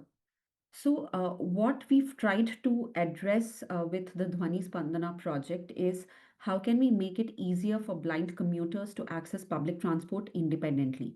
There are two primary challenges that they have mentioned. One is identifying the approaching bus correctly, and second, identifying the bus entry door correctly. So with Dhwani Spandana, there are two modules that come with it. One is a bus module, the other is a user module. The bus module is installed on the buses, and the user module helps identify the approaching bus. It essentially works on a radio frequency principle where the user, when they hear the bus approaching the bus stop, can check with the user module, and the user module will list out all the bus numbers. And if that is the particular number that a person wants to board, they just have to hit on the selection button, which establishes a link between that particular user module and the bus module. So this helps announce the bus route number through the speakers that are installed on the buses. This not only helps identify the approaching bus, but also where exactly the bus entry door is, because this have been placed right above the entry door. For a city level implementation, we've carried out in the city of Mysore in the southern state of Karnataka. And here we've installed it across 200 buses, and we've trained 400 users on how to use this as well. This was publicly launched on the 14th of July 2025 and it's been operational since. And this has not only helped people start picking up jobs, but also opened up scope or opportunities to access education as well. Apart from the training for the users, we've also sensitized the bus and the depot staff as well to provide necessary assistance as and when required. We've had our beneficiaries come up and tell us how much this has improved their mobility on a day-to-day basis. This is one of a kind solution, the only patented technology-backed solution to help the visually impaired use public transport efficiently. This particular solution has also won recognitions and awards at the national levels as well. And this is also made other cities sit up, stop, and understand how public transport is not just about moving people, but it's also about taking everybody together. And now BMTC, the STU in Bangalore, has gone on and installed it, plans to install it in over 500 buses, and also is providing training to 500 users as well. The city of Chennai has also expressed interest, so is the case of Bhubaneswar. We are also working toward making this a urban bus specification guideline so that it's easier for agencies as well to take up this whole process. And this is essentially a solution which is low cost but a high impact.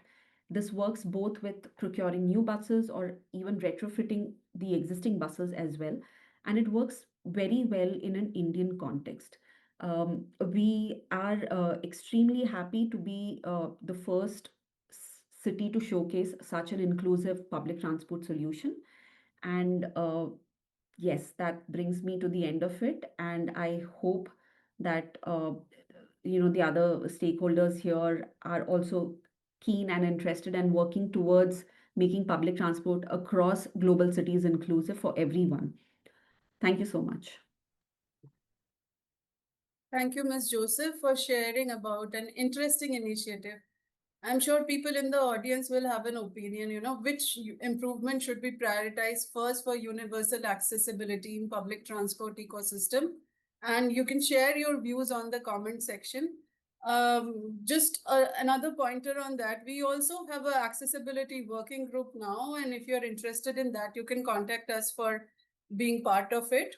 Moving on, it is our pleasure to invite one of the largest bus operators by fleet size in a city, Beijing Public Transport, to share their insights with us.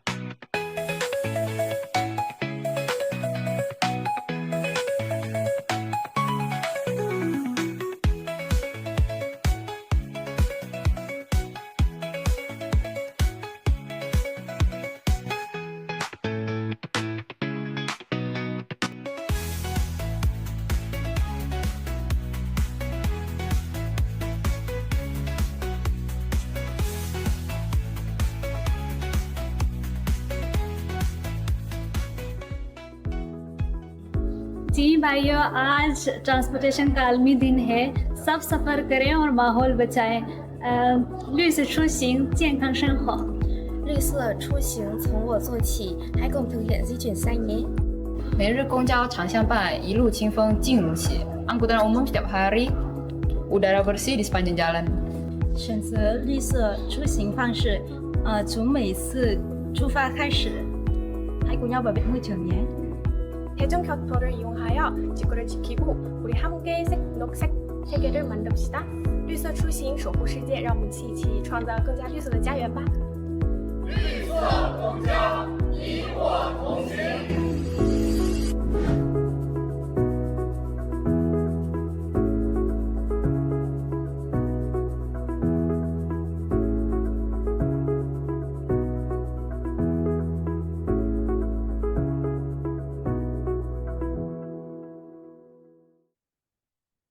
Thank you, Beijing Public Transport Co. for such an insightful showcase. We now move ahead with our next contributor, the Ministry of Transport, Sarawak, Malaysia, as we continue exploring more initiatives shaping the future of public transport. So, may we have the video, please? In 2019, Ministry of Transport Sarawak was established as a testament to the Sarawak government's commitment to develop transport sector. Through extensive planning and strategic partnerships, the ministry envisions a state-of-the-art transport system network that seamlessly connects communities, promotes sustainability, and enhances efficiency. Sarawak is pushing boundaries and embracing sustainability. Collaborations with renowned car brands further amplify the availability and choice of hydrogen vehicles for consumers. Hence, the Autonomous Rapid Transit, also known as the ART, will be part of the future mode of transport in Sarawak. The ART combines the flexibility of bus tires with an automatic charging system at each station stop. With its impressive capacity of 300 passengers, the ART can reach a maximum speed of 70 km per hour. As the construction of ART project began in 16 December 2022, public transport is said to be more efficient and economical than ever. Additionally, there are plans for hydrogen buses. Under the Kuching Urban Transportation System project, it will be the first public transport vehicle to embrace a new H2 Sarawak mobile app, allowing commuters not only to access the bus's schedules and routes, but a city-wide beacon feature for additional tourism promotions. Among its many modern features, it also comes fully equipped with free Wi-Fi, wheelchair-friendly ramps, and live diagnostic to ensure a more accessible and safer ride for all. This adoption of hydrogen-powered vehicles, including buses and cars, is set to usher in cleaner and greener public transportation for our communities. To support the growing demand for alternative fuel vehicles, the stations will cater not only to electric vehicles, but also to hydrogen fueling needs, creating a convenient and accessible environment for the transition to more sustainable transportation options. As we envision the future of transportation in Sarawak, it has become evident that sustainability, innovation, and connectivity are the driving forces to success. With the Ministry of Transport Sarawak leading the way, the reality of this vision is within reach. Let us embark on the exciting journey together towards a smarter, greener, and more connected Sarawak. Thank you, State of Sarawak, Malaysia, for your push towards advancing public transport in the region. Now we invite Marek, a fellow association partner, to throw some light on the development of Malaysia rail industry. Can we please have the video? Hi, Assalamualaikum and warm greetings from Malaysia. We are representing the Malaysia Rail community, especially our organization, the Malaysia Rail Industry Corporation, or MARIC. We are very happy and honored to celebrate the World Public Transport Day 2026 with all of you, and hope that public transportation will become the choice of mobility for people. So let's get on with it. At the Malaysia Rail Industry Corporation, we believe that true progress is not measured by how fast we build, but by how well we build for generations to come. So today, let's not just celebrate Public Transport Day, but let's renew our commitment to a stronger rail leadership and to a stronger rail industry and to a greener nation. Happy Transport Day and happy anniversary, Marek. Anche dall'Italia vogliamo augurare tanti auguri di buon anniversario a Marek per questo World Public Transport Day. Ciao Marik, tanti auguri, arrivederci. 世界公共交通デーおめでとうございます。そしてマリックの記念日おめでとうございます。 في هذا اليوم العالمي للنقل العام أتمنى أنا أيضا بصفتي الرئيس التنفيذي لشركة بلو انجينيرينج لأصدقائنا في مارك عيد سعيد، وأرجو من الله أن يكونوا علما في بناء بلادهم في أحسن أنظمة النقل، وإلى اللقاء. สวัสดีค่ะทุกคนเนื่องในวันขนส่งสาธารณโลกเราขอให้ทุกท่านมีความสุขนะคะ และขอแสดงความยินดีกับมาริกด้วยค่ะในโอกาสวันครบรอบค่ะ Namaste, wishing you all a happy public transport day and a happy anniversary to Marik. Hello， 祝世界公共交通日快乐！祝马来西亚铁路工业协会 Marik 周年快乐！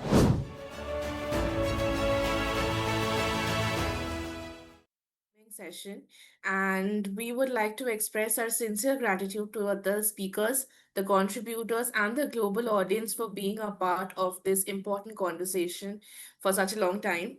On behalf of UITP, we extend a heartfelt appreciation to each one of you for your time, insights, and continued commitment towards advancing public transport worldwide. Public transport is the heart of sustainable and inclusive cities, and it's collaborations like these that drive the meaningful change. We look forward to continuing this dialogue and working towards better mobility solutions worldwide. Let's keep moving forward together with public transport leading the way. And like mentioned before by my other colleagues, we have a lot of celebratory events lined up throughout the day. So stay tuned, subscribe to our newsletters, and follow us on social media to stay updated with our events and training programs. Thank you and wish you all a great day ahead.